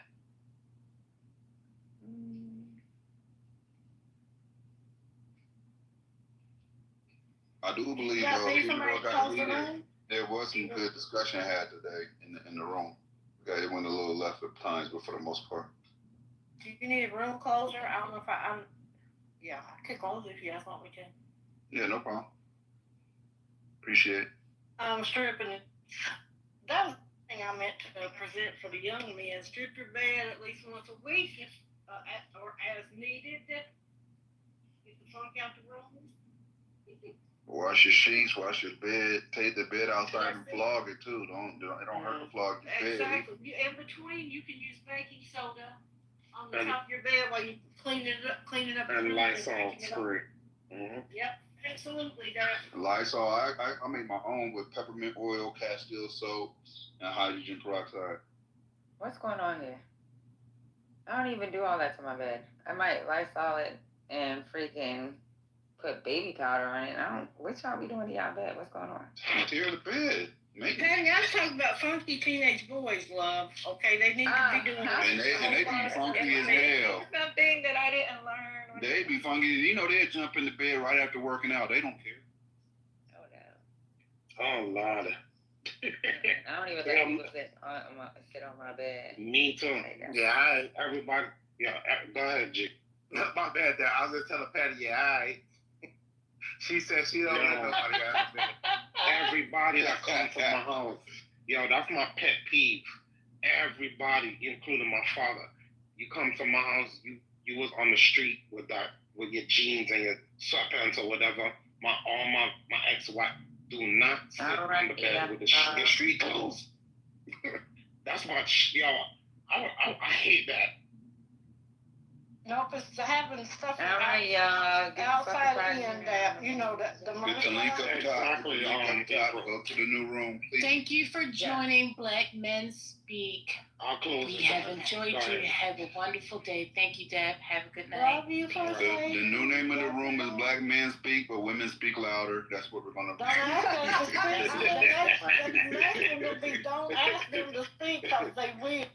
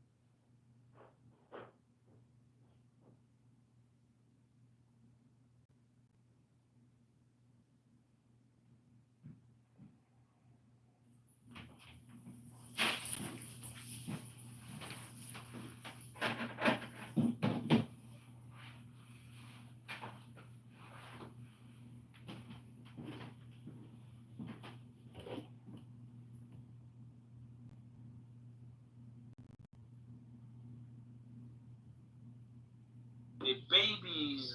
Come on, man. You're gonna tell me they don't want? Okay, but you're gonna tell me the Palestinians To find out how the baby died. They didn't get to the coroner's office, and then he drop kicked the baby in the trash can. So there will be ways of finding out. Is that your problem? Are you a twin? I think he's definitely involved. Are you a He's twin definitely lover? involved. He's Yeah, I definitely think you're a involved. boss. I think you're a boss. You know what's weird to me? You Muslims are all obsessed with homosexuality. You bring up nonsense. What's the deal? They seem to have They seem to have repressed urges. Why are you Muslim guys so obsessed with music? Look how he tries to flip it. Man, shut the hell up. Now he's trying to talk about. I'm just asking why. Hey, Teddy, listen. No one is born that way. That is an unnatural choice. Man, be quiet, you gay white man. Be quiet. You know what I think it is? You know what I think it is? It's unnatural. It's immoral, and it destroys community.